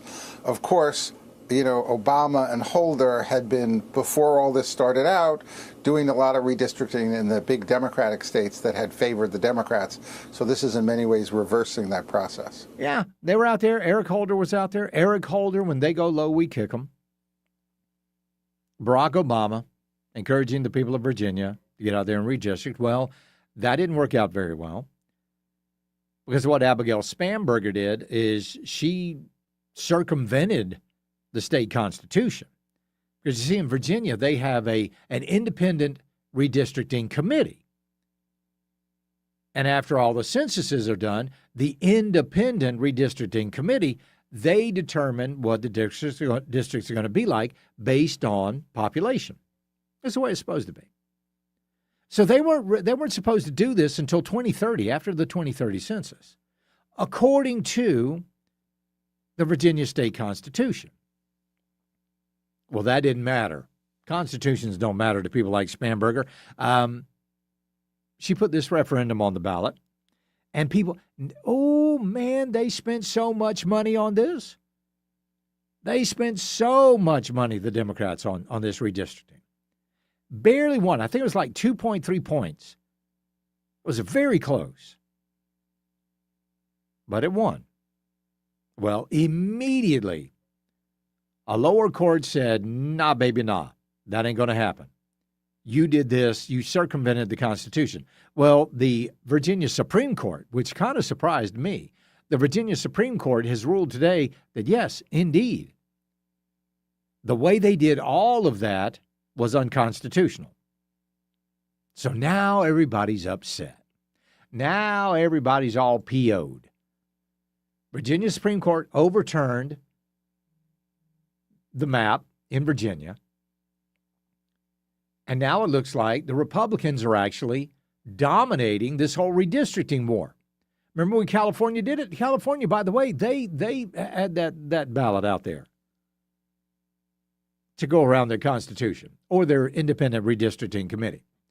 So California picked up 5 Democrats. Utah redistricted. They picked up 1 Democrat. Florida redistricted. They picked up 4 Republicans. Missouri picked up 1 Republican. North Carolina picked up 1 Republican. Ohio picked up 2 Republicans. Texas picked up 5 Republicans. Now we're looking at Alabama picking up a Republican. Louisiana picking up a Republican. Mississippi, Tennessee, both of those picking up a Republican. And maybe here in South Carolina, we pick up a Republican. So the likely total outcome for all of this is if our state legislature, if our senators go along with it. Now, this has got to pass our Senate by 2/3, which it should do easily. Why? Because we've got a supermajority in the Senate.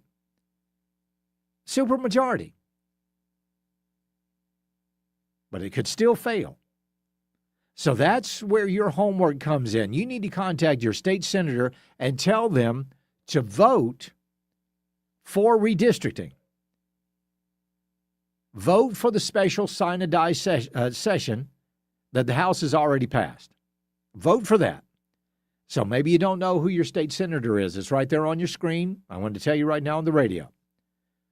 Text SCREP, SCREP, to 800-9050-989. We will send you a link. Put in your address. It'll bring up all of your representatives. Do not worry about Tim Scott. Do not worry about Lindsey Graham. We're talking about your state senator in Columbia. Tell them to vote for the special session and to vote for redistricting. Okay? Because that could ultimately give us Democrats picking up 6 seats, but Republicans picking up 18 seats. That would be a net gain of 12 seats for the Republicans in the House. That would be huge. Very huge. Now, the Senate, they're looking at picking up a couple of seats, but it's still not going to be enough seats to overcome the filibuster. So while the House, and again, the Democrats, they've still got a real good chance of taking back the House. Republicans are going to have to get out there and vote like crazy. We'll be right back. It's the Charlie James Show. News Talk 98.9 WORD, the voice of the Carolinas. When nasty weather strikes, stay in the know with the upstate's largest staff of meteorologists 24/7 on News Talk 98.9 WORD. The voice of the Carolinas.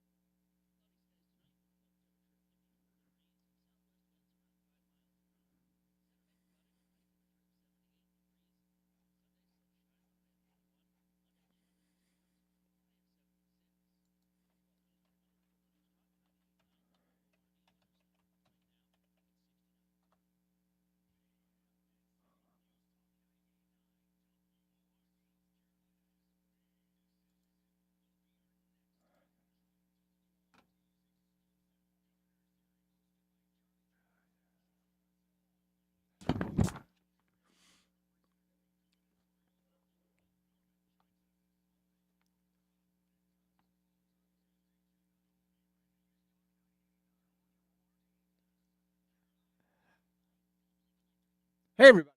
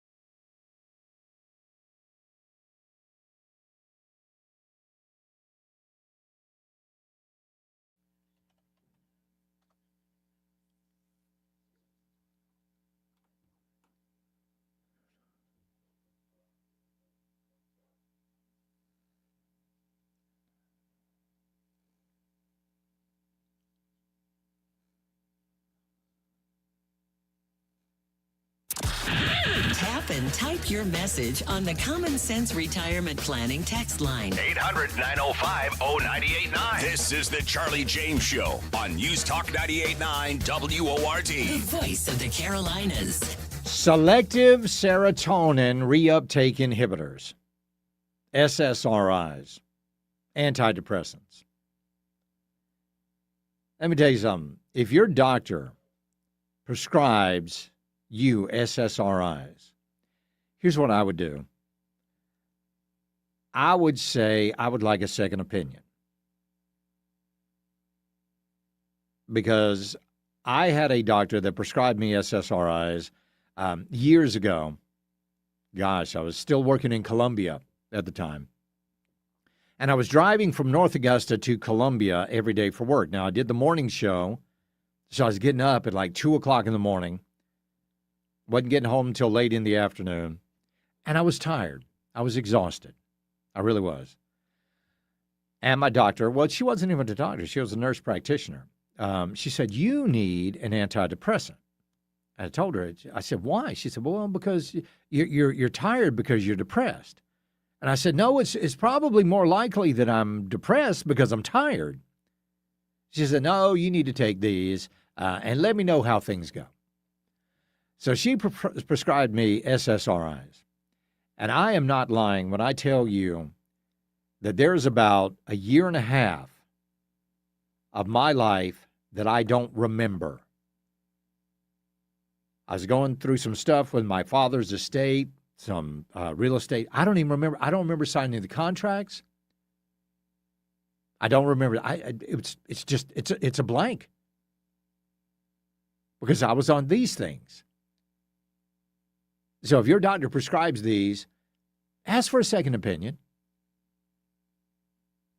Because over the past few years, doctors have just been handing out prescriptions for these things like candy. This is from the New York Post. Gen Z is finally waking up and realizing that they were mass-prescribed antidepressants without much consideration for the long-term side effects. Among them is Ella Imhoff, the 26-year-old stepdaughter of Kamala Harris, who recently took to TikTok to express concerns that she's having difficulty coming off of SSRIs. She says, I've been on SSRIs for over a decade, almost 15 years. And now researchers are calling out the lack of research on long-term use of these drugs, she said to her 60,000 plus followers. Now, that means that Ella Imhoff started on SSRIs at the age of 11. 11 for depression and anxiety. 16.5% of Americans ages 18 to 24, more than 5 million young people, are taking antidepressants. That's according to a survey from 2025. Another study from the American Academy of Pediatrics found that the rate of prescriptions dispensed for 12 to 25-year-olds surged by 2/3 from 2016 to 2022. The fact that Imhoff, who is a far lefter, we all know, and a huge supporter of New York's Zohran Mamdani and a pro-Palestinian activist, she's out there sounding a lot like Robert F. Kennedy Jr. when it comes to drug overprescription rates. And that says a lot. It's a sign that young people of all political persuasions are starting to question whether being on psychiatric drugs for more than half their lives was actually a good choice or a way of treating the symptom and not the cause of youthful malaise. In December, this is from the New York Post, in December, a TikTok video, which took off like wildfire over on X just this week, Imhoff filmed herself while listening to a Wall Street Journal podcast, probably from December 3rd, which asked the question, is America over-medicated? It reports that long-term use of SSRIs was never studied and that patients are staying on psychiatric drugs much longer than they were intended, while the effects of this prolonged usage have not been studied. Imhoff said on TikTok that the podcast conversation about how difficult it is to get off the drugs got me thinking how little I've thought about that naively, obviously, adding that this isn't just being talked about. She said, every time I've gone off of it for a week or missed it for whatever reason, like it's been really hard for me and I've had a really hard time. This is a huge revelation for somebody who was just in the 5th or 6th grade, had doctors and parents signing off on a prescription that may have turned out to be a mistake. How about that? Robert F. Kennedy Jr. is talking about this exact issue, saying too many patients are being treated without a clear understanding of the risk and how long they'll stay on these drugs or how to come off of them. Robert F. Kennedy Jr. said, we're going to fix it. Kennedy's department will encourage non-drug interventions for mental health issues and pursue reforms that would allow doctors to be paid to help people get off psychiatric drugs. That's a good idea. Do you imagine that? Being on SSRIs for half of your life? And no studies on long-term effects? We'll be right back. It's the Charlie James Show. News Talk 98.9 WORD, the voice of the Carolinas. Charlie tells it like it is, whether they like it or not. You're locked into the Charlie James Show on News Talk 98.9 WORD, the voice of the Carolinas.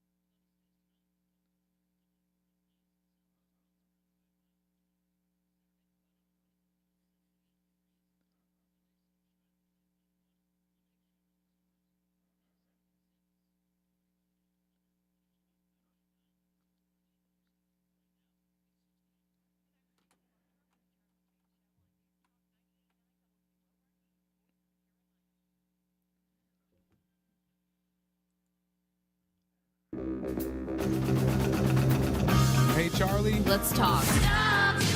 It's the right talk. Charlie. Welcome. This is the Charlie James Show. Now we're talking. News Talk 98.9. WORD. The voice of the Carolinas. All right, welcome back to the program. Let's go to the phones. Going to talk to Chuck in Mills River. Chuck, what's going on? Man, I just want to wish all y'all ladies out there who are mothers happy Mother's Day. Yep. And remind all the fellas. Apparently, it's true. I was informed during the week by somebody that this weekend was Mother's Day, and turns out it's actually true. How So, about that? I just want to Yeah. remind everybody to please remember your mothers, whether they're here or not. Mine's long past. Robert's just passed, but remember the mothers, because it's true. Nobody loves you like your mother, and it's also true that nobody loves you like your father. When you're married, I got to say, what you were talking about earlier was really touched me, because my wife and I waited till late. We were 40, or I was 40. She's a little bit younger than me when we had our first kid, because we were busy having fun. Yeah. It wasn't necessarily that, and it was more selfishness than anybody telling anybody anything. And then people don't understand what a joy children are. I can't tell you how many people said, "Oh, I don't need a kid. I got a dog." And they're just like having a child. I'm like, no. Right. No, Right. They're not. They're not. You can call them your children all you want to, but there's something special about a bond. My wife and I meant to have our son. He was planned, and I guess that could change things for somebody, but it was everything we expected and more. It was so much better. Everybody tried to scare us. Babies, they poop on you, they pee on you. Yeah, they do all that. Yeah, they do. But it's not that horrible, because you're doing something that God intended for you to do. And you're doing it out of love. You're doing it out of love, right. and that takes all of that away. So you're right about that, Chuck. Let me ask you something. The War Department issued or released all these UFO files. What do you think about that? Man, I saw a little bit of that. I kind of try to stay out of all of that mess, because I know there's stuff that the military has that I know that they're not going to tell us. It's like Trump said, we got stuff you wouldn't believe. Yeah. Did it come from aliens? I think the universe is too big for us just to be there and all, and I've seen some strange things. I lived in the Shenandoah Valley for about 10 years, and let me tell you what, that's a hotbed of what you can call UFOs. I don't know if it was extraterrestrial or not, but I will tell you, I saw some stuff that made me think twice about, poo-pooing it. I'm going to look further into it. I'm sorry, I've been at work all day. No, that's cool. I understand that. But Chuck, actually, okay. No, sorry. Go ahead. Gotta go. No, go ahead. I got accosted by it wasn't accosted. I got hit on by a socialist at work, a socialist lady. Did you really? The other day. It was the funniest thing. Everybody left me, because I work at a pretty conservative place. Yeah. And we were talking about something about a car. And I said, yeah, it's just like socialism. It looks great on paper, but practical application's a female dog. Yeah. I used a different word. Right. And we didn't know this lady had come in. She snuck in. I mean, she wasn't trying to steal or anything. We just didn't see her come in. And she goes, "That's because you don't know what socialism is." Yeah. And right. I'm like, and everybody looked at me and walked away, because everybody in that store knows how I feel about socialism. And Yeah. I know. But she came up and was very polite, and we had a very, I won't say rational discussion, but a reasonable discussion. Nobody lost tempers. Nobody spoke. Nobody, and I apologize for using the B word. And she was very polite, and everything I said, she said, "Well, that's correct. And I said, "Let me guess. You went to liberal arts school?" She said, "Yes." Yeah. I said, surprise, surprise. I said, "The only thing that's killed more people than socialism are mosquitoes." And she said, "Uh-uh." And I'm thinking to myself, okay, I'm sorry. Mosquitoes have been killing people since people have been alive. Yeah. Much less people. But in the end, I kind of burned her when she walked out. I said, "So everything I said was correct, right?" And she said, "Yes." And I said, "Well, there you go." And There you know go. what she did? What's she that? hopped in her BMW and left. Hopped in her BMW and left, telling me how that she basically wants Star Trek. That's, she basically thinks socialism is Star Trek. But the one thing she said is what they always said, and Rush Limbaugh always said, and I'll leave it with this, is that socialists here in America say the only reason it hasn't worked in the past is because the right people haven't been in charge. Yeah. And when I explained that to her, that's when she left. Yeah, they'll do it. They'll do it. All right, buddy, I appreciate it. Out there. Thank you. Happy Mother's Day for you guys. Appreciate you calling in. So, yeah, they released these UFO files today. Now, I want you to listen to this. Perry Stone, Pastor Perry Stone, who I used to watch a little bit, take it for what it's worth. But this is what he said over on his podcast. Listen to this. But there were a large number of pastors that had been invited to go to a certain state to hear some men in the United States government and others share with them a concern that they had. And this particular man, and I'll not name him, and then we may end up doing some teachings with him or having an event at his church. He has a great church. But he said, Perry, what they're about to release, from what we're hearing, there's going to be a release concerning aliens and concerning unidentified flying object spacecraft that some of the people who were in the meeting were telling us as pastors, you need to prepare your people and you need to get ready to answer them for what you're about to hear being released. And some of it has to do with crafts that have been discovered that are not allegedly a part of our planet, and the materials they're made of are not a part of our planet. Very strange reptilian-looking creatures and other things that almost sound like something out of a sci-fi movie or an Orson Welles book. So we will see what happens, and then I don't know. I've been watching some of these videos that they released, and folks, let me tell you something. I don't know what these things are, but some of them move in ways that we just don't understand. If you want to talk about it, I'm here for you. It's the Charlie James Show. News Talk 98.9 WORD, the voice of the Carolinas. Eyewitnesses wanted. When you see news, email news@989WORD.com.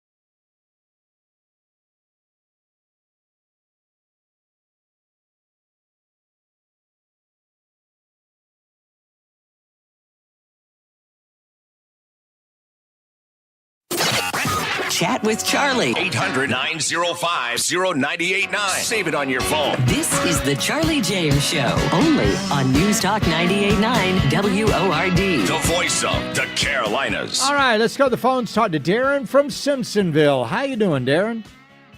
Hey, Charlie, how are you this weekend? Good. What's going on, buddy?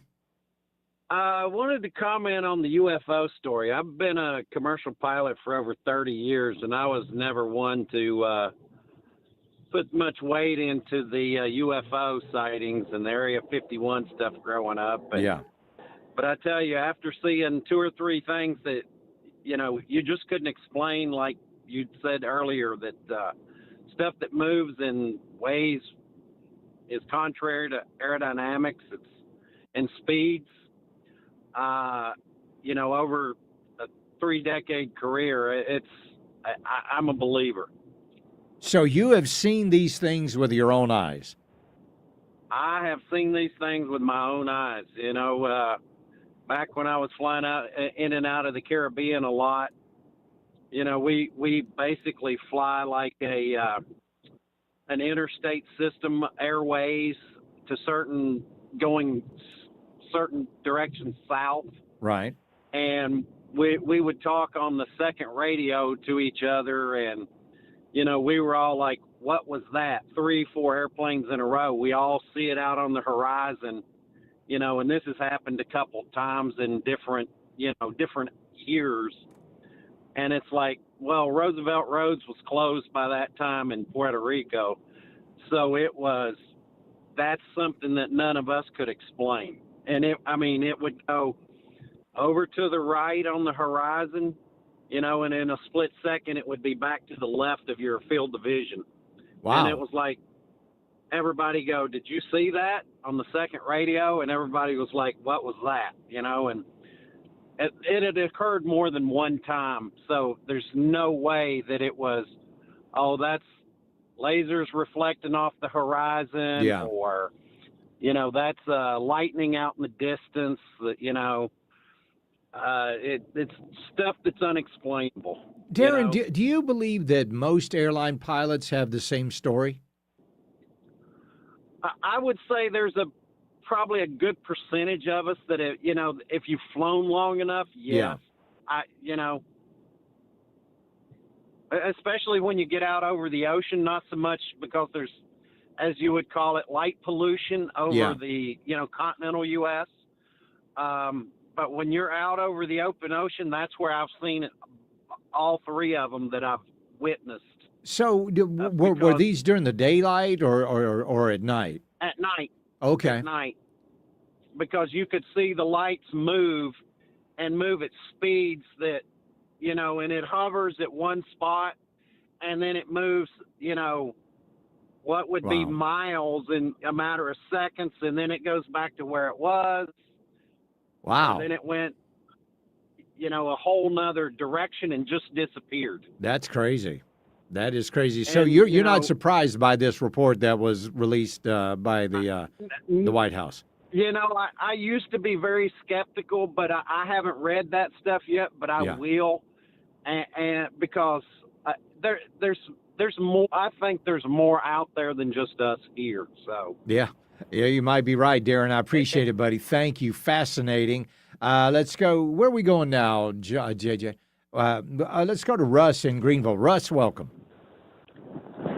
Yes, Charlie. On the UFO, this is my opinion. Okay. Okay. God created us in His own image. All right. And Christ died for our sins. Okay. Yep. We that believe in Christ will be His family. Okay. Now, if life existed on other planets, that would mean that Christ would have to die for them also. Christ would die over and over again. Okay, but let's just go with that theory for just a second. Maybe not, because why did Christ have to die for us? Because we're sinners, and right. But and we know that sin came through Adam and Eve in the Garden of Eden. What if there is a planet out there where they didn't eat from the tree? Well, first of all, why would they be coming to the earth? Now, Well, that's good. Now that may be the question. I mean, if you've got the if you've got if you've got the ability to come to planet Earth, you certainly don't need anything that we've got, right? Right. So you're right about that. Here's the connection, though. See, Okay. Satan was thrown out of heaven. Okay? Yeah. And a third of his angels went with him. Right. All right. God's omnipresent. Satan isn't. Right. So, in order for the angels, the fallen angels, to travel in our atmosphere, in our time zone, there's people believe I believe there's two. There's separate. We can't see in heavenly realm. A dimension. We're in the human dimension. Yeah. Right. Well, just for Satan's angels to travel in the human dimension, they need some protection. So I believe what that is. That's what it is. Huh? And since Satan is not omnipresent, he needs these angels to update him because he's reading the Bible also, and he knows he wants to find out how much time he's got left.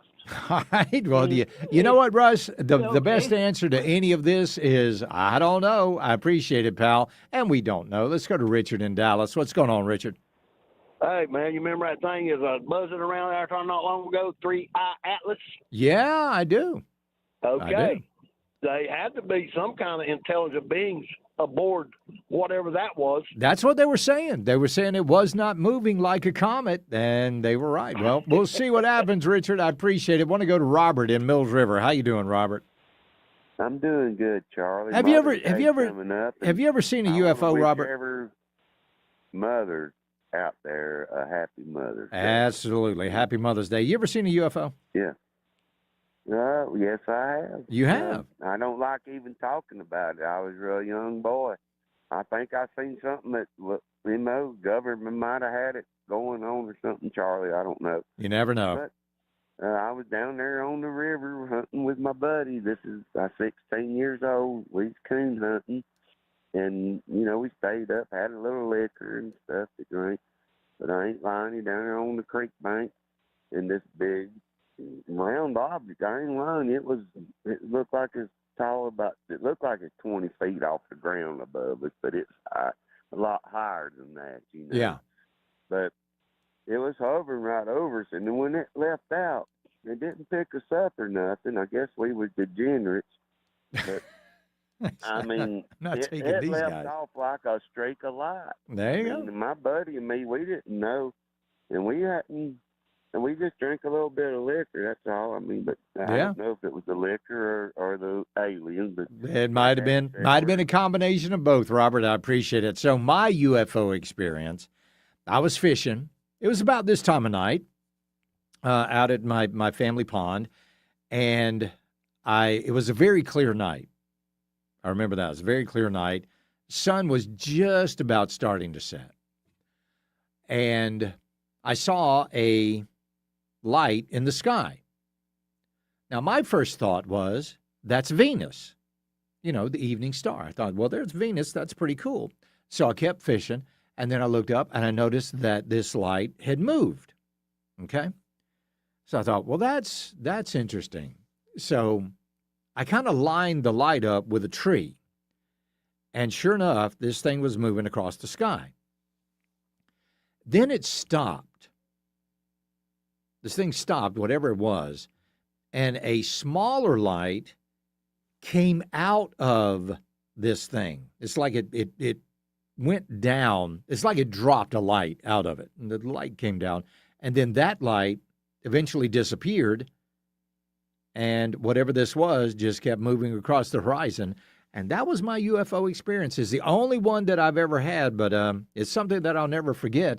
We'll be right back. It's the Charlie James Show. News Talk 98.9 WORD, the voice of the Carolinas.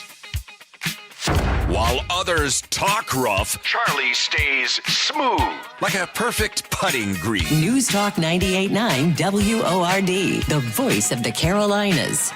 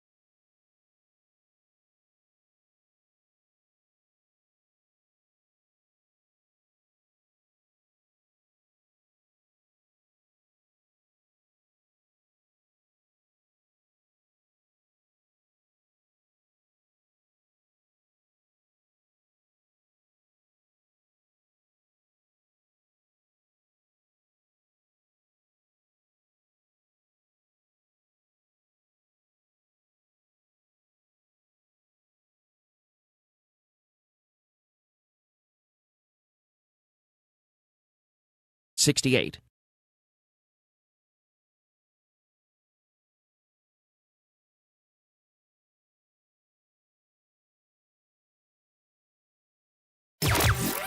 Interact on the Common Sense Retirement Planning text line. 800-905-0989. Text or call. One number does it all. 800-905-0989. This is the Charlie James Show on News Talk 98.9 WORD. The voice of the Carolinas.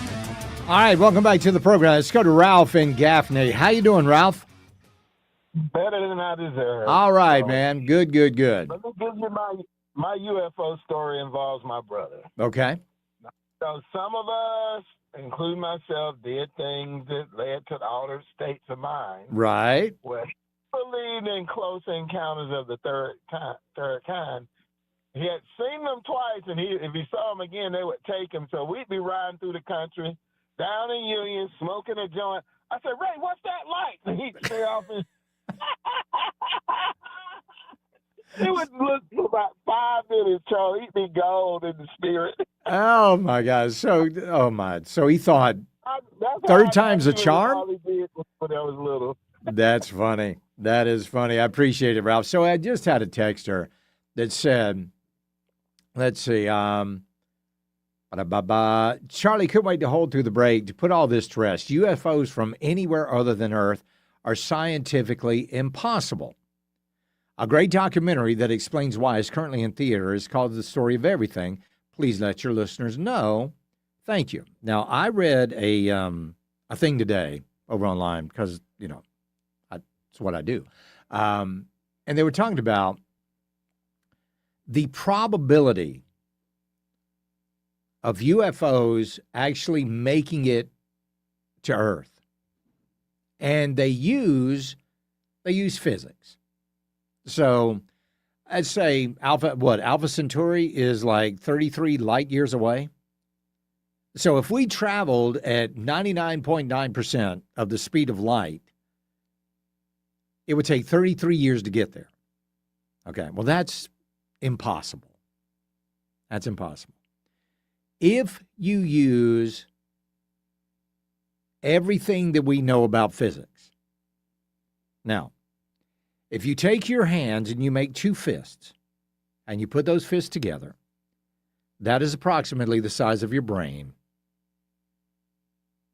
There's a lot of things going on in this universe that little brain has no way of comprehending. Who says that these things are coming here via a straight line from another planet? What if they're coming here from another dimension? Now, we have observed protons, neurons, electrons, neutrinos popping in and out of existence. Now, a lot of stuff going on there, but I don't know. I just don't know. But here's what I do know. Some of these videos that we're seeing, if that technology is available, I hope it's from aliens. I hope there's no other entity on the planet other than the United States government, and that might be an explanation. But I certainly hope no other country has stuff like that. Let's go to Donald in Lake Hartwell. Donald, how you doing?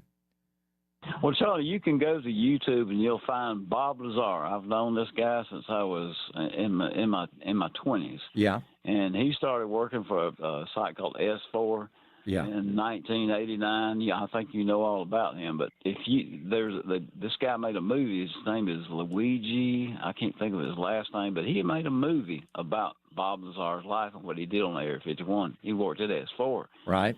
And you've got to watch this. You have to buy it. I tried to get it without buying it, but it's called Bob Lazar S4. If you watch this, he and this guy named Barry, they were backward engineering an aircraft that they found in an archaeological dig. There was 9 of them, and this thing is not just old; it's ancient.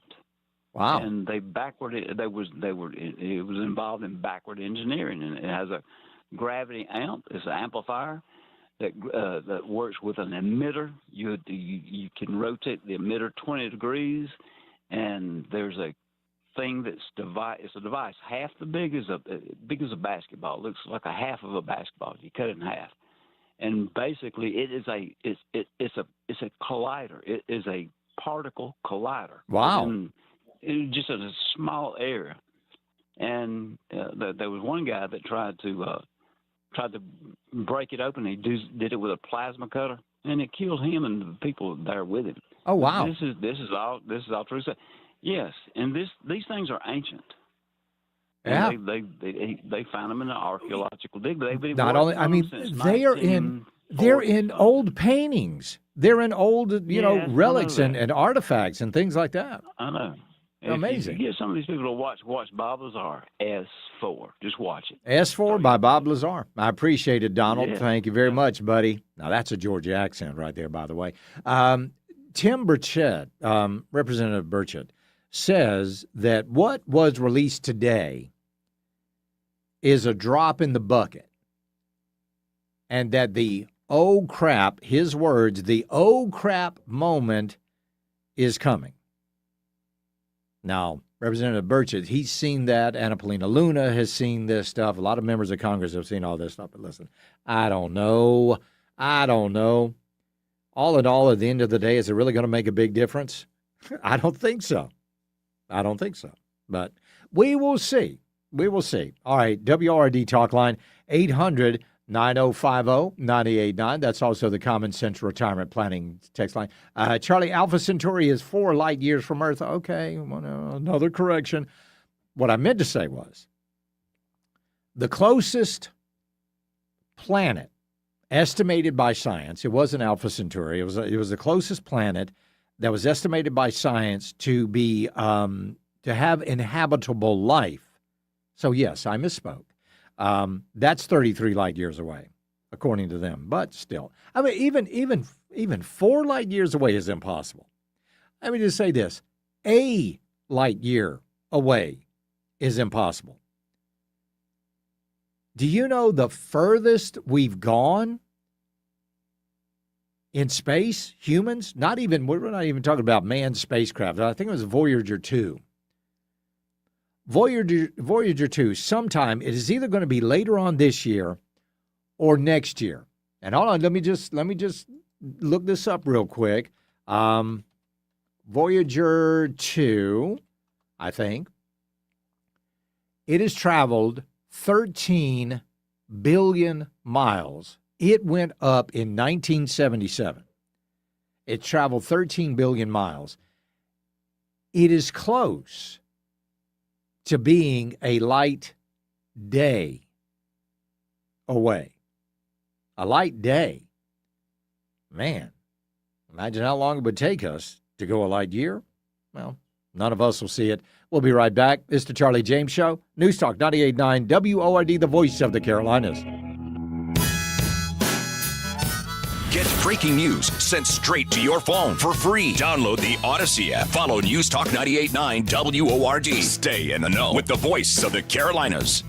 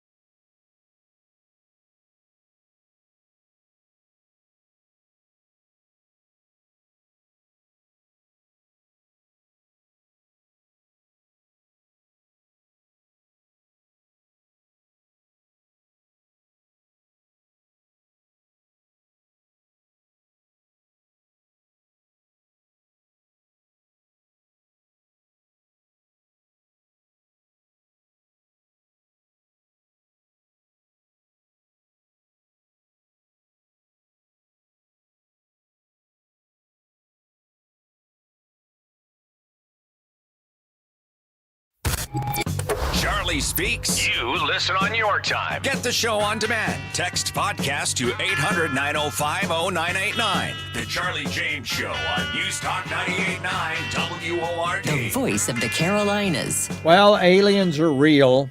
How do I know? Because Donald Trump outed one of them on the Joe Rogan podcast. And it's a name that you are familiar with, ladies and gentlemen. By the way, Elon is great. That guy is such a great guy. I think you're a fan of Elon. He is from a different planet. Oh, Elon Musk, isn't it? Did Donald Trump reveal a secret? Let's go to Kenna in Lawrence. Kenna, welcome. Happy Friday, Charlie. Happy Friday. How are you? I'm doing wonderful. All right. I hope that if they are aliens, I don't have any experiences to speak of, but I hope they're friendly and peaceful and come with love and they're conservative. Yes, exactly right. We only want red planet. We only want red planet aliens here. That's exactly right. Happy Mother's Day to all the ladies. Absolutely, Kenna. I appreciate it. Yeah, we just no blue planet aliens. Listen, if you're aliens out there and you're listening to this broadcast, and I know you are, and you're thinking about relocating to Earth, if you are a liberal alien, leave your voting record on your home planet. We don't need any of that mess here on our planet. We only want conservative aliens here. All right? That's a warning from us. And no, you're not going to get your own congressional district. No, you are not. You're not going to get amnesty. If you are an alien and you're coming here, you're going to have to do it the right way. You're going to have to apply for planetary visas, interplanetary visas. You got to do it the right way. None of the none of this jumping across the cosmos. Just thinking that once you get here, you're just going to be entitled to everything that Earth has to offer. No, we're not doing that. Do it the right way. Do it the right way. No, HB1, HB2 visas. No, none of that. You got to have something special if you want to come here. We're only taking the best of the best on this planet.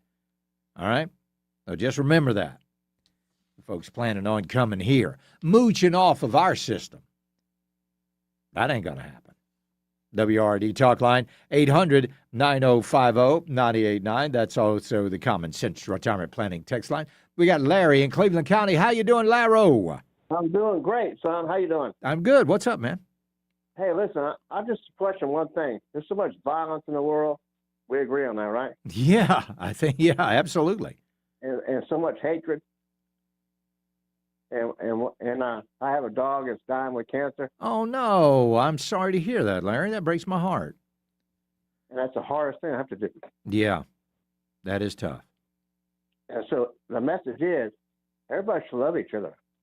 Yeah, we should. Yeah. We should. And if you don't love, you have to, and you have to reach out.